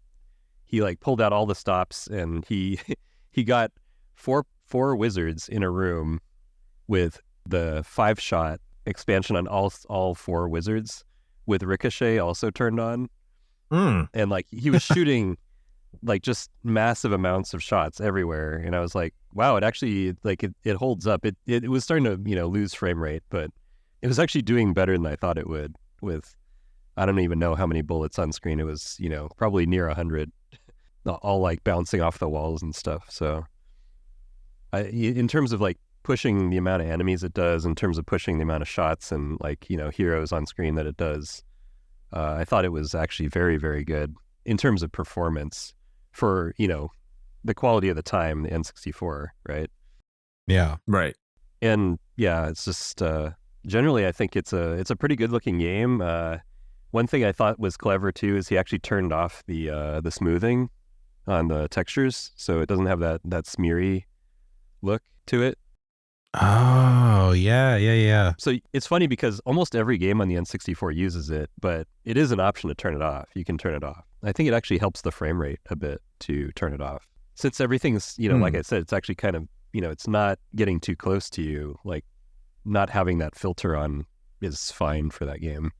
And so when you say turn it off, like that's like a developer option, right? Yes, that's a developer option. Although the Mister Core allows you to turn it off yourself if you want to, if you have a Mister. Mm. And I don't know, maybe some emulators do. I don't know if they do. Yeah, there's like 4 post-processing things that the N64 does. One of them is, I think one of them like smooths the pixels so they're not chunky. They're not like, stair step kind of chunky. One of them is dithering. Right. And one of them is smoothing, like the smeariness, like the trademark N64 smeariness is like the last step where it just like smooths everything across the whole thing. And then it does anti-aliasing also. But there's a lot of little filters that when you're actually developing the game, you have control over if you want to. And Interesting. So Gauntlet Legends does not use that final smoothing. Interesting. But yeah, I think the game looks good. It runs well. I mean, as an N64 game, I'd give it thumbs up. It's I think it's pretty well done. Okay. Shane, what'd you think? Yeah, so it's actually kind of funny because I'm sure there's at least one archivist or historian in our midst that will probably call me out on this, so I'm just gonna get ahead of that now. And I know for a fact that there are a few occasions where I've used this game in particular when I talk about how the N64's graphics generally have aged like crap. And yeah, even though it's one of my favorites. And upon further reflection, like when going back and actually sitting down and throwing the cartridge in and playing it on original hardware on a CRT, I have to genuinely take back what I said about that because, and Chris can verify this because I definitely said this when we were playing the other night, where I was like, you know what, actually this game looks a lot better than I think I was giving it credit for. And that's really interesting that you bring that up about that developer option not being on and getting rid of that like smeariness, because now that you say that totally lines up with like what I was feeling about it but couldn't put my finger on. So that makes way more sense to me now. And I think part of it, honestly, is I'm remembering certain sections of the game where, and I know Chris made a point of saying this when we were playing as well, where the game does admittedly get real dark, and not like tonally, but like literally I can't see shit. And I think those were some of the places in my mind that I was sort of remembering that of just like, oh yeah, it's like really kind of like a lot of brown and black and kind of muddy texture, and like it's hard to see things and whatever. So yeah, I do agree that certain levels are too dark, unfortunately. Mm-hmm. I think they partially did that because we had vertex lighting tech on the on your shots when you shoot your bullets or whatever, the swords or your magic or whatever. Mm-hmm. They would actually light up the room if there were vertexes or if there was vertices nearby for the polygons. It didn't always happen, but I think they might have taken that a little too far though, where it was just too dark. But I think they wanted to show off like, hey, we can light the stage with the magic that's going off and stuff like that. So I think that's partially why that happened. Check out this cool shit we did. Yeah. Unfortunately, yeah, I think, like I said, I think they took it a little too far in some cases, and it was just dark. Yeah, I could see that. But no, I mean, on the whole, though, it actually graphically, it actually does hold up really well, and I think a lot of it, outside of some of those greens and browns and grays, because those honestly are never super great, especially in like the early polygonal era like this. That's why games like Mario 64 generally are going to visually seem like they hold up a lot better than some other games like I don't know, GoldenEye, for instance, just throwing one of those out there, as much as I love that game. But no, I really do think this game holds up fairly well, like all things considered. And as far as performance is concerned, there's definitely a few occasions that I think even we notice. And it's interesting that you bring up that thing with like the 4 wizards and the multi-shot and all of that, because I think for the most part, the performance is pretty exceptional. But there are still definitely some times, particularly when you have a lot of enemies on screen coupled with more than one player, where even just like with the 2 of us playing, there was some noticeable slowdown. Oh, sure. I mean, it'll still drop frames. I mean, yeah, for sure. Yeah, which is to be expected, right? Like it's the N64. Like we know what we're working with, right? That's why I said for the era, I think it runs very well. Right. Yeah, exactly. And so and yeah, so within that like context, yeah, no, I think the graphics hold up surprisingly well, especially compared to a lot of its peers. For graphics, I do think the game runs very, very, very well, especially considering what the game tries to do, which is throw a bunch of character models at, the player character, especially in a situation where you're going to have potentially multiple player characters up before, all engaging with these hordes and hordes and hordes of enemies. There's a lot going on at once. If you look at the character models aren't too complex. And this goes for enemy character models, player character models. Nothing like that is just overly complicated or very detailed. So if you're coming into this game, with hearing the graphics perform well, and you're looking at these character models and you're somewhat disappointed, you have to remember that this is the kind of game that's going to throw a bunch of shit at you on screen at once. It can't afford to do that. So when you think about how many character models, fully 3D rendered character models, are coming at the character and displayed on screen at once with minimal slowdown, yes, that is tremendous accomplishment. And for the N64, as Kiyoshi said here, the environments are well detailed. You're not going to, there is no fog. There's no N64 fog in here. Do I think that the graphics themselves still have that? I know that it was already said that it wasn't there, but I still think it has a little bit of that Vaseline smear. And I was playing this with S-Video when I was playing at my house. And when I was over at Shane's, he was using, the peasants composite. So it's like the connection of the people, Chris. Whatever. It's definitely just more blurrier. It's not RF. So at least you're one step above that. That's true. But there's a difference definitely in text, being able to read text. When you bumped it up to S-Video, like the text was very crisp and clear. I know that's not something that people typically think about, but like that is something that I kind of pay attention to, especially when you start going back and the text can be small, which it can be in Gauntlet, especially when you're trying to save your character and descriptions and everything like that. That is important. But overall, like there are times where I could swear, and I don't think it ever did, but there were times I could swear this game was running at 60 frames per second in some instances, because just the smoothness of the motion that there would be when only the player character was on the screen and there was nothing else around you, and how fluidly it moved. That's not something I was necessarily expecting from a game like this, because yeah, you're seeing all these low poly character models, relatively speaking, and you're thinking, oh, okay, they probably didn't care too much about the way this game was presented, because this feels just like a basic arcade port. But then you do see how much care was put into it when you're swarmed by what feels like 50, 60 enemies playing alone, and the only thing that really slows it down is when you pull out your giant mega fucking turbo attack of doom and wipe them all out at the same time. And I think like just the way things look is very important, but how those looks perform within that environment are equally, if not more important, because the best game can look the best, but if it doesn't optimize what that hardware is capable of, you can't play the fucking thing. You can definitely play Gauntlet Legends because that's just what they did. Everything just works very well in terms of a visual presentation. So I'd have to agree with Kiyoshi here and say thumbs up, definitely from an N64 perspective. It's not as clean and crisp as what you get definitely from like a PS1 emulator. And when the Gauntlet Legends was emulating well enough to get through that intro.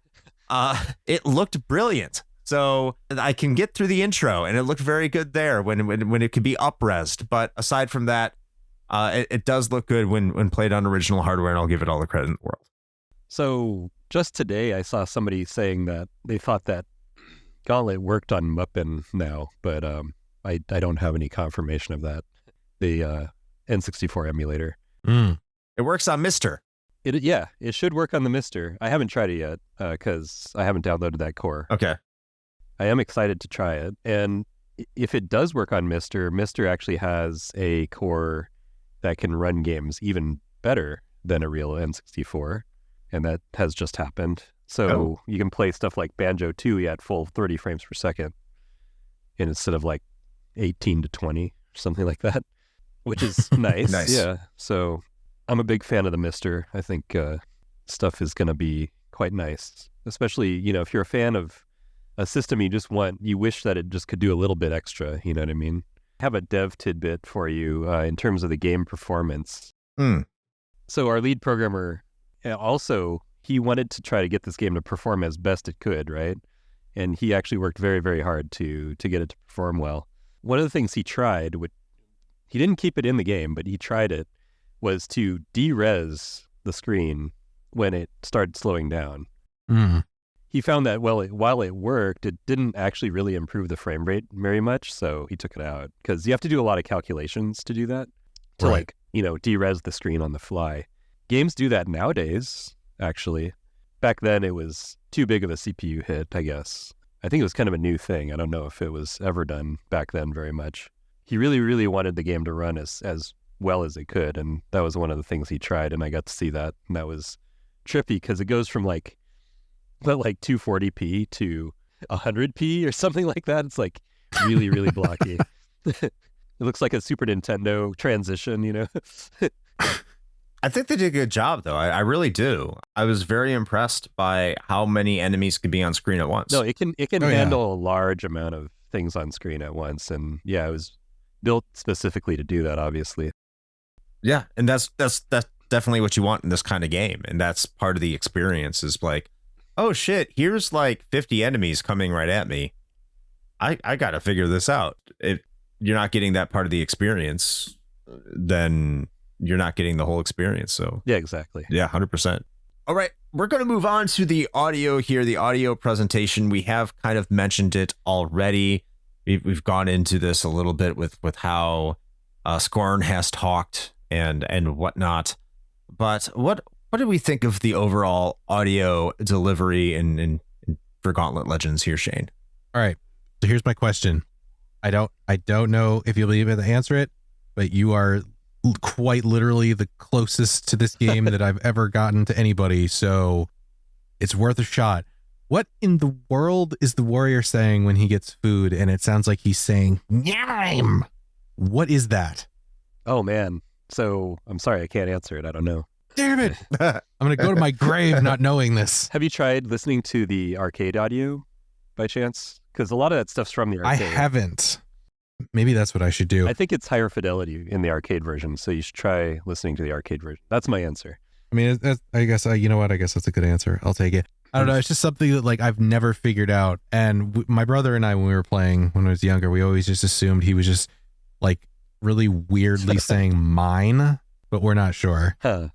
Yeah, unfortunately, I'm not very close to the audio, so I'm not sure. Well, the mystery persists. That's all I got, Chris. That's it? Okay. That's it. What the fuck was he saying? That's all I got. Yeah. Cool. Kiyoshi, what did you think of the audio design here?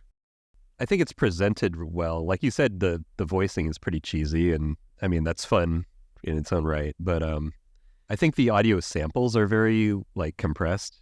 You can kind of tell they're a bit muddy. Yeah. That's including the music and the voices. I don't recall if it's in stereo. I think it might be. It is. Yeah, I think so. At least from what I could hear.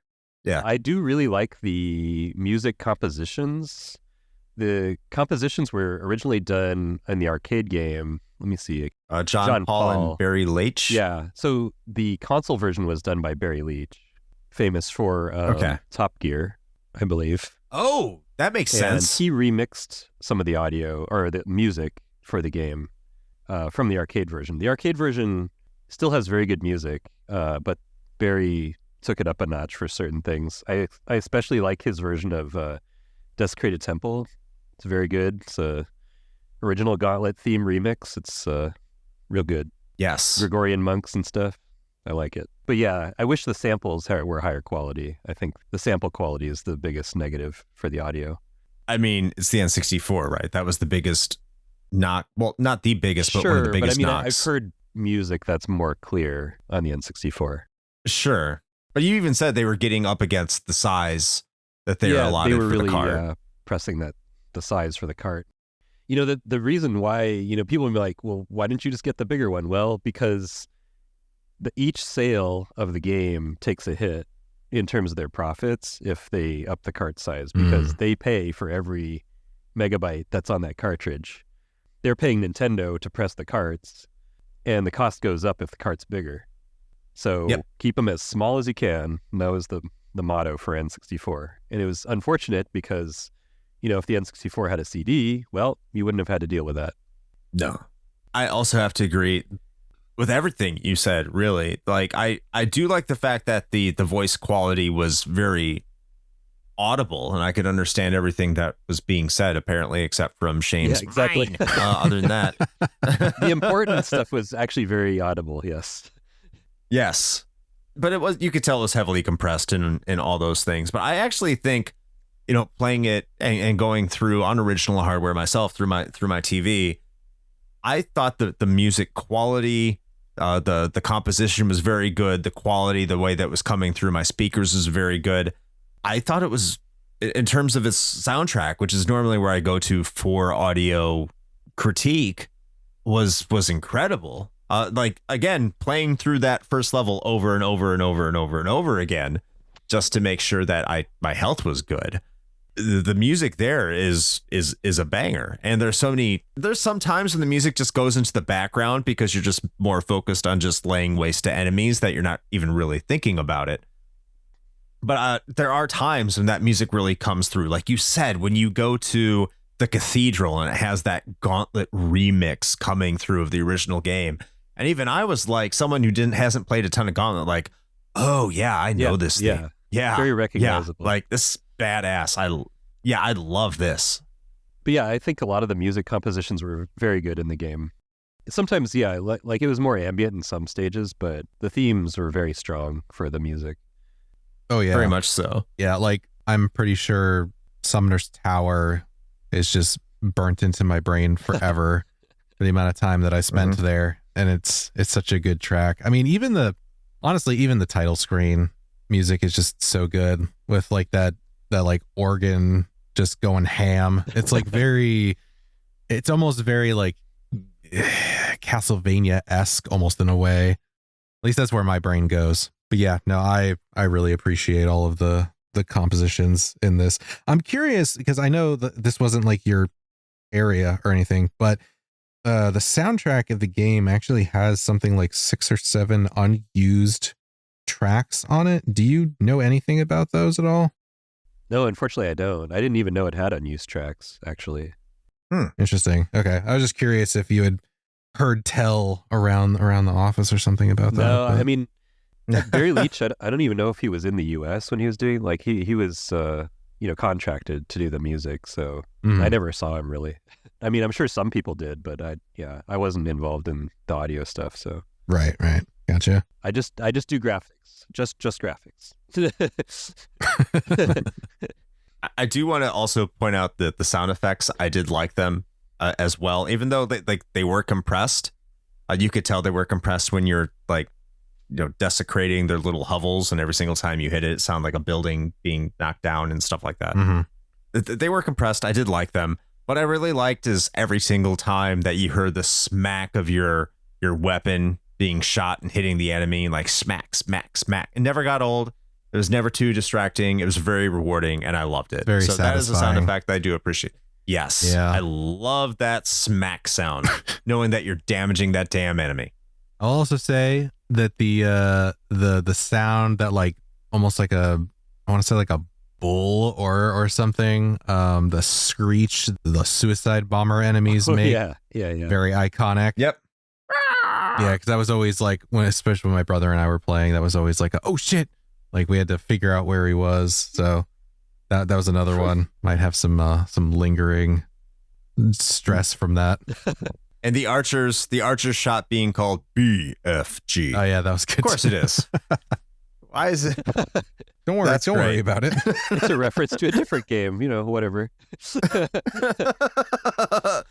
It's a bow something gun. Yes. Yes. Yes. All right. I think we're ready to move on to our patron pontifications before we get to our final thoughts. And you might be asking yourself, if you're listening to our show for the first time, what are Patreon pontifications? So our patrons write in and let us know what they think about our game of this week. And if you want to be part of that, you can join our Patreon, and then you got to join our Discord, and we will post what episode is coming up next, and you can post your thoughts there. And we have quite a few people that wrote in for Gauntlet Legends, which is one of the reasons I said I was surprised that there's so little information on how this game was developed out there on the interwebs. So yeah, here are our patrons and their lovely contributions to this episode. And I will start this one off with the comment from Adam from the Good, the Bad, and the Backlog podcast. Great friends. They worked with us on the King of Games 96, which is out there available for you to listen to now.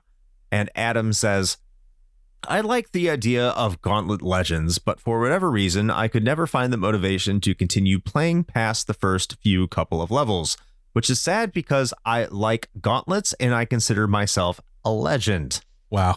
Thank you, Adam. And go listen to the Good, the Bad, and the Backlog. All right. We I actually, wonder if you played it. that's always debatable. We actually got quite a few this time. I'm happy about that. All right. So next up we have the Emperor, who says, I liked playing the Gauntlet Legends from the early 2000s in the arcade, but the console ports were kind of trash compared to the arcade edition. Wow. Wow. All right. Savage. Ouch. Pulls 0 punches. All right. Next is Tony G. And Tony G says, Gauntlet Legends taught me 2 things in life. Sustenance is fun to say, and I like food. Who says I like food? I know sustenance is the archer. It's a good question. I don't know now. Okay. I remember it being said, but I don't know who it was. I mean, regardless, it's no. So, No. All right. Next on the list, we have the one and only Dischimera from Game Over Hell on YouTube.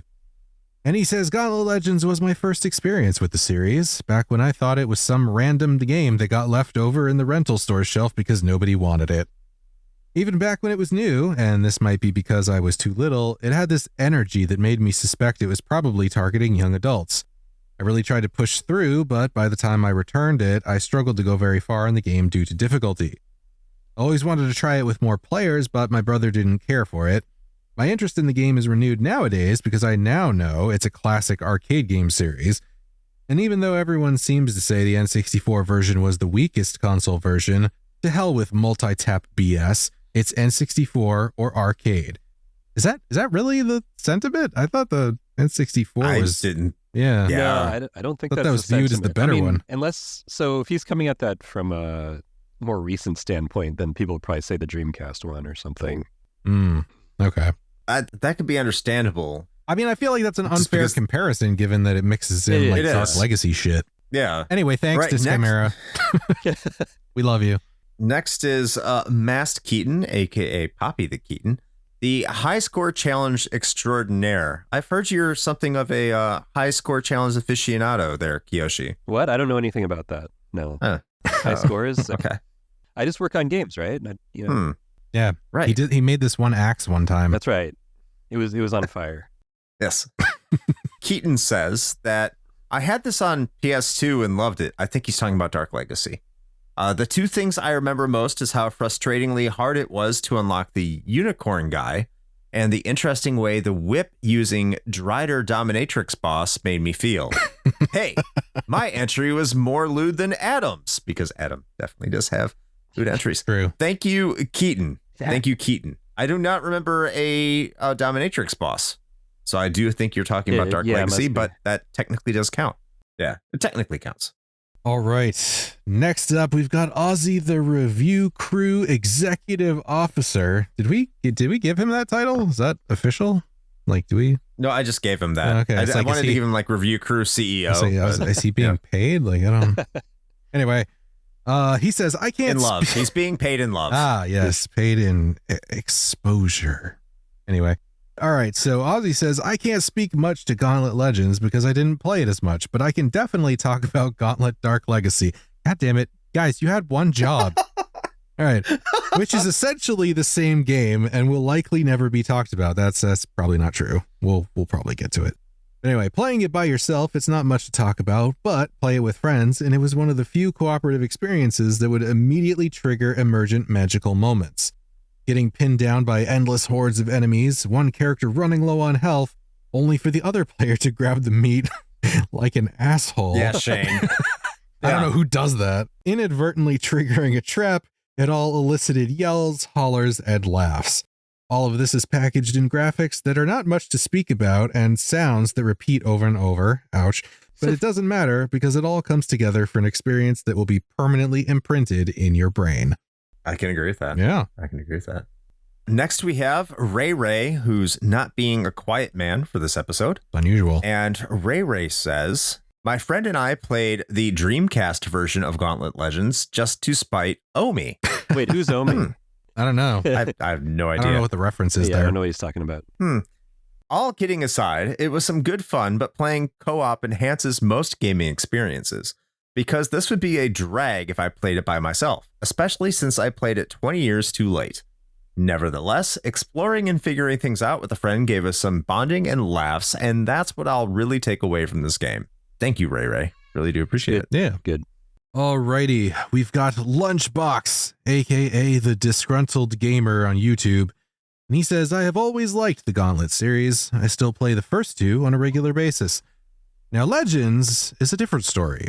You see, my friend and I rented this on N64 back in the day, and for some reason, it just didn't hold our interest. So we went back to Gauntlet 2 on the NES.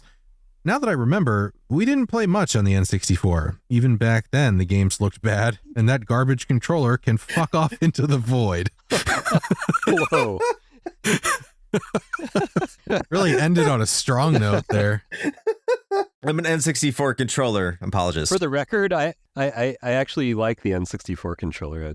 I don't think it's that bad, actually. Yep. I actually do too. I do as well. I actually used the Hori Tribute for, well, not the Hori Tribute, but the Retrobit replica for this. And Shane looked at me in a very cross fashion when I brought it to his house. Hey, listen, So I was prepared to let you use my awesome translucent purple N64 controller, and you were like, no, I brought my own. It was a translucent blue controller, Shane, and it was shaped like a mini Dreamcast 3D pad. Yeah, I mean, sure, whatever, that's cool. You do you. Yeah. You turned down the translucent purple? Right? That's what I'm saying. Can't believe Fine, it. I fucked up, okay? Look. Friendship over. You're not getting the real experience. You have to use that one. Right, next is Matt, a.k.a. Stormageddon, from the Fun and Games podcast, among others.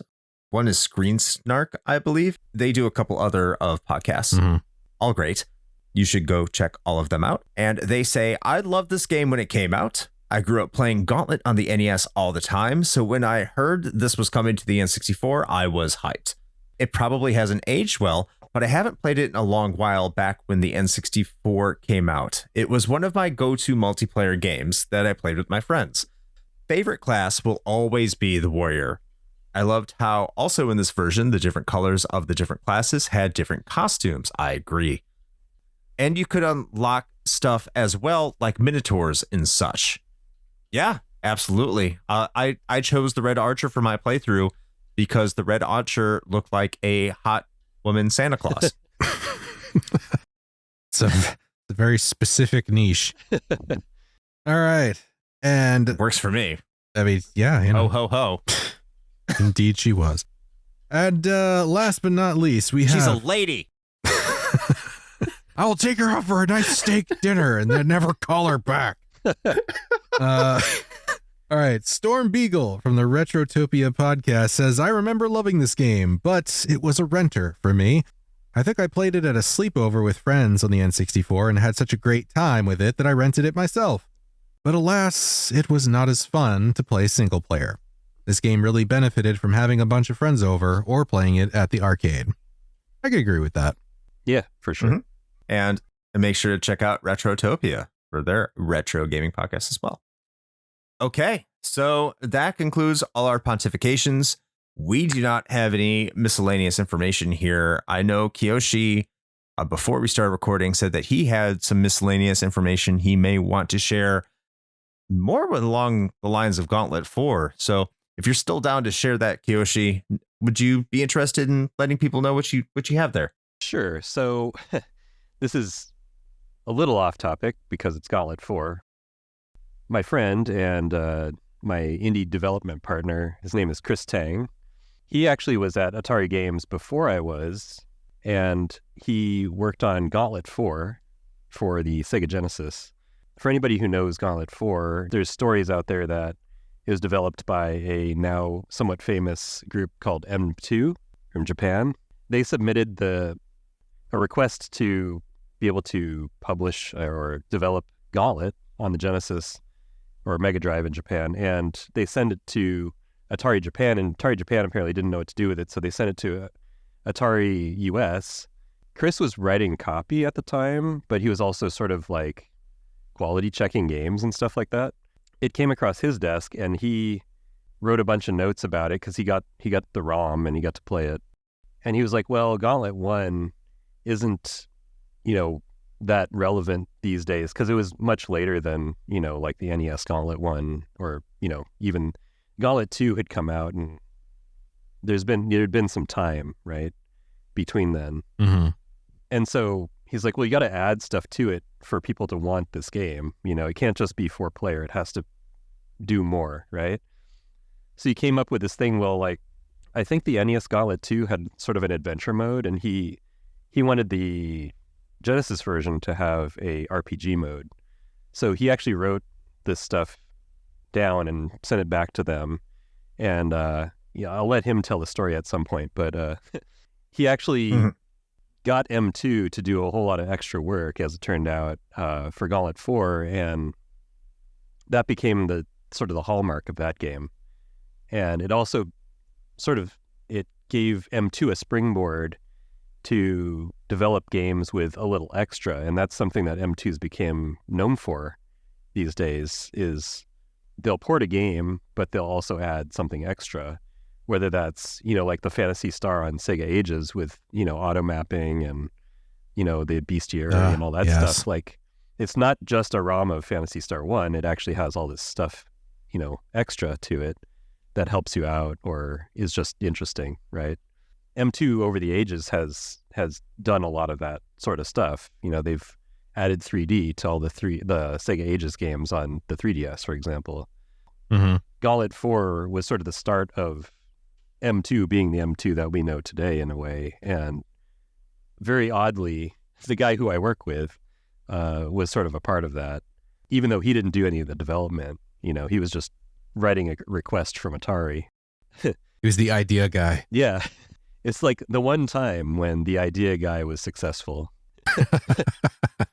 But that is important because those mechanics greatly informed how Gauntlet Legends would be when you think about it. A lot of those elements are present here. Yeah, I mean, all that stuff was built upon, for the next games that they did. Yeah. Oddly enough, I never met him while I was at Atari. We didn't cross paths. Our time at the company was not overlapping. I met him later in life. We just happened to have the same sort of taste in games, so we wanted to make stuff together. Heck yeah. And now I have a very specific person to hold accountable for the reason I spent so much time on Gauntlet Legends. We can hold the whole team accountable, not just me. I was talking about him, but yeah. Oh, him. Oh, yeah. Okay. You can hold. Yeah, sure. Hold him He's like, accountable. oh, not me. Yeah, no. Go for it. I'll also never ask to get into a high scores challenge with him over Xevious. That might be a mistake, among other games, if you have similar taste in games. Never get into a high score challenge with Chris Tang. He's way better than I am. Oh, no. If you didn't know, he's actually the Sega World Champion. He won the Sonic Rock the Rock competition. Oh. Yeah. Oh, wow. That Chris Tang. Okay. Shit. Okay. All right. Well, you know what? If he ever comes into our Discord, he's just effectively banned from the monthly challenge. Yes. All right, so I guess that brings us to the end of this episode, and we are going to discuss whether or not we think this game holds up today. Me and Shane will go first, and we will let our guest get the final word on this game's final verdict. I think I will go first here, Shane, because as we build up and you have more reverence for this game as we go into our esteemed guest. So I will start this off and just very simply say yes. This game holds up. I will say that it does take a while to get into a groove, but I played most of this game by myself. And as you've already heard from our patron pontifications, this game is much more fun playing multiplayer. I don't think that's arguable. This game was designed to do so. But even playing it by myself, if you like Diablo, if Diablo's your jam, once you get into that rhythm and once you figure out how this game wants you to play it and how it wants you to progress through the levels and just how it wants you to progress as a character, you're going to fall in love with it one way or another. It's just hypnotic. It will draw you in, almost Vampire Saviors-esque, but with slightly more brain power. It's just one of those games that knows how to just be addictive and have a game loop that's satisfying and will always want you coming back for more. So yeah, the visuals are definitely a bit dated. They're not something you're going to look at and say, I love the way this game looks today, but this was, definitely good in its time. And it's a game that I know Shane's probably going to say this as well, is definitely worthy of an HD remaster. Please. Yeah, absolutely. This is something that needs to come to modern consoles one way or another, as this game was originally made. So 100% this game does hold up. Shane.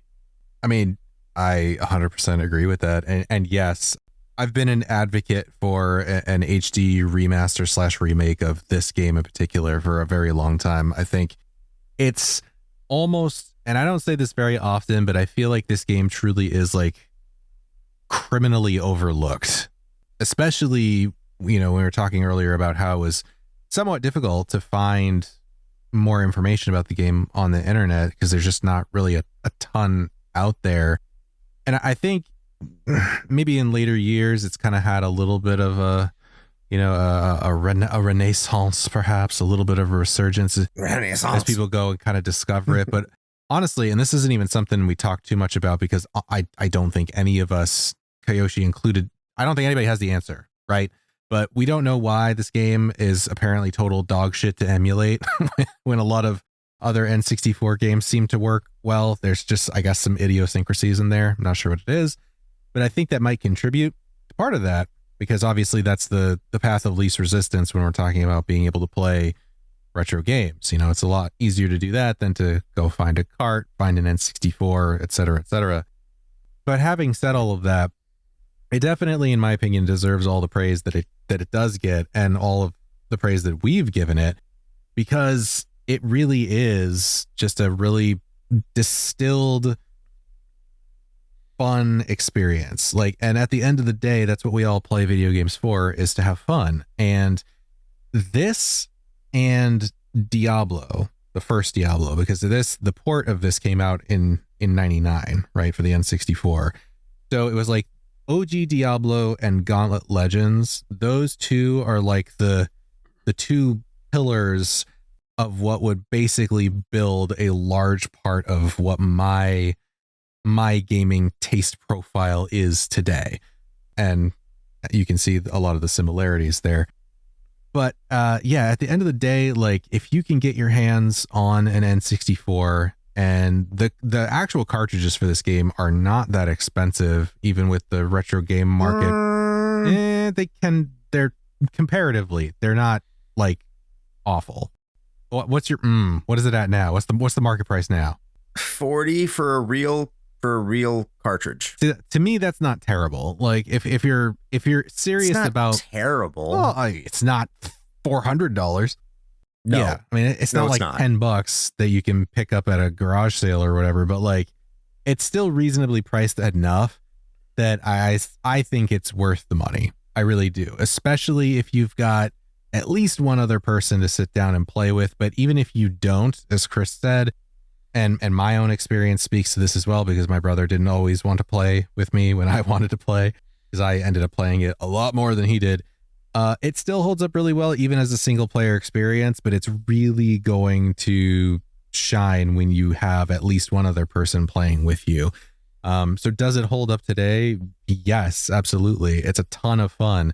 And it will definitely get you sucked into that whole gameplay loop that it's got going on for quite a while, especially if this sort of game is kind of your jam. Like if you're in that, somewhere in that Venn diagram of like Diablo, ARPGs, and like Vampire Survivors and that style of thing, like this is your jam. Like you will enjoy this. All right, that leaves it up to you here, Kiyoshi. Does this game hold up today? Well, I don't know if I can add to any more to what you guys said. I think it does hold up today. I think that you kind of have to be in the right frame of mind. Like you said, you kind of have to get in the groove. And it does obviously help to have friends over and have a party. Go to town on Gauntlet Legends. So I think it's a good time, especially if you have friends. Which I don't have any, but but that's we're right. adults. I don't have friends. But no, I think it's actually it's a good game. It has its own way of a method of gameplay, and I think it's something that's just timeless in a way. I feel like it does a lot of things right that contribute to the overall fun of the sort of the multiplayer co-op experience that everybody seems to enjoy. So I think people should definitely check it out if they can. And I don't think that $40 is all that egregious, especially for the N64 catalog. If you look at just average, like good games on the N64, 40 is not really that terrible. Games that go lower are usually ones that people don't really want. So I'd say Quest 64. Like Wave Race. There you go.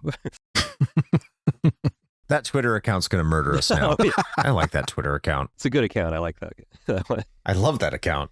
All right, well, there we have it. So I think it's pretty unanimous. Gauntlet Legends, as the kids say, slaps AF. I definitely irritated at least one person there. I think it's cooks. It cooks now. Oh, is that what it is? It cooks? Okay. It has Riz. Ah, yes. Stop while you're ahead. It is, in I don't fact, know. the Rizzler. Please no. The Rizzler. Yeah. Hey, wasn't that a guy from Tron? I mean, unless people were sticking out their gat for him, then I don't think it was the same Rizzler. Oh. Oh, God, I knew too much about this. All right, anyway, so first and foremost, as we always do, we would like to thank our guest for being on the show. So, Kiyoshi, thank you so much for coming on and talking about Gauntlet Legends. This unironically has been a treat for me to hear, some of the inside baseball on a game that was like so important to me kind of growing up. So thank you for taking the time. Oh, thank you so much for having me. I had a great time, and I'll be on the Discord. I don't remember seeing Kiyoshi anywhere, but I just generally use Discord. I'm just oh, hanging okay, out. you're just around. I'm okay, around, that makes sense. Yeah. Gotcha. Message me sometime, Yeah. Oh my, I hope to talk to you. That was, man, So sly. Too forced. Yeah. And actually, before we go on to our own little spiel and whatnot, is there anything out there that you'd like to plug? You want to let the people know about what you're doing out there on the internets, or heaven forbid in the real world? The real world. I'm slowly working on it's a Space Harrier-like inspired game called Strike Blazinger. You can follow the development at Twitter, Strike Blazinger, one word, or you can follow us on strikeblazinger.com. And Blazinger, just in case you need to spell it, is Blazinger. I guess be waiting for that. It's been going on for a while, but hopefully we'll have some new developments relatively soon. Nice. And I'm glad that you actually said that, because I definitely would have just pronounced it Blazinger. He's just like, Yes. shit, I didn't think about that. Damn it. No, that's awesome. And as far as we are concerned, if you are listening to this, then consequently, that means you've already found us. So you've kind of done the hard part, honestly. Like, you're here. And so, we hope that you enjoyed this episode. If it is, in fact, your first one. If it's not your first one, I mean, whatever, we don't care. No, I'm just kidding. Actually, we really do care. And to everybody who has been sticking around with us, we very much appreciate that. And if this is your first time, then we do want to welcome you. And if you would like to engage with the show beyond just sort of letting it massage your brain case, then we make that easy for you. All you have to do is go to our link tree. It's linktree/retro hangover. That's linktr.ee/retro hangover. And all of the fancy little buttons are there. You can tippy tap, you can clicky clack. It depends on what you're using, but it's going to take you to where you want to go, as long as it has to do with us. Now, you could go to the Patreon or perhaps the merch store if you'd like to support the show in that sort of way. Should you decide to become a patron, you do get a lot of really awesome extra benefits, a lot of audio content that is exclusive. Can't get that anywhere else, as well as the patron-only Discord channel where shenanigans occur. And but you know what? Even if you don't want to do that, we are not exclusionary, because the Discord itself is in fact public. So we want everybody to jump in and have a good time. We have a really great community there, and we are very grateful and very fortunate to have everybody that we do have. Maybe Kiyoshi will get in there someday. I don't know. We've been talking to him about it, but he seems resistant. I'm holding out hope. Maybe someday. But if you'd like to do that, that's at that link tree, as well as our YouTube channel, and also the thing that Chris is obligated until the end of time to inform people about, which is our Twitch channel. So what at the Twitch television do we do, Chris? Well, if you head over to onlyfans.com/dicktrick. Oh, wait. If you head over to twitch.tv/retro hangover, it's and you salacious get eggplant pictures at Twitch. Yes. That's if you head over to twitch.tv/retro hangover at Sundays at 9 p.m. You can see us playing video games of some sort. Probably not during the holiday season, because we're out of that now, because, we're obligated to do real life stuff, unfortunately, being uncomfortable in big social situations. But aside from that, once we're out of that and we get to be more introverted, we could do this on our twitch.tv/retro hangover Sunday at 9 p.m. with our fantastic community, where we can all do this on Twitch and play a video game and be incredibly less awkward than we were probably over the holidays when we weren't able to stream for you all, and we're sorry. But come over there if you have nothing better to do, because we don't either. So come on and enjoy whatever game we're going to be streaming for you, and we hope to see you at twitch.tv/retro hangover Sundays 9 p.m. Eastern time. See you there. All right. Well, I suppose with all of that now having been said, until next time, play with the Retro Hangover has leveled up joysticks.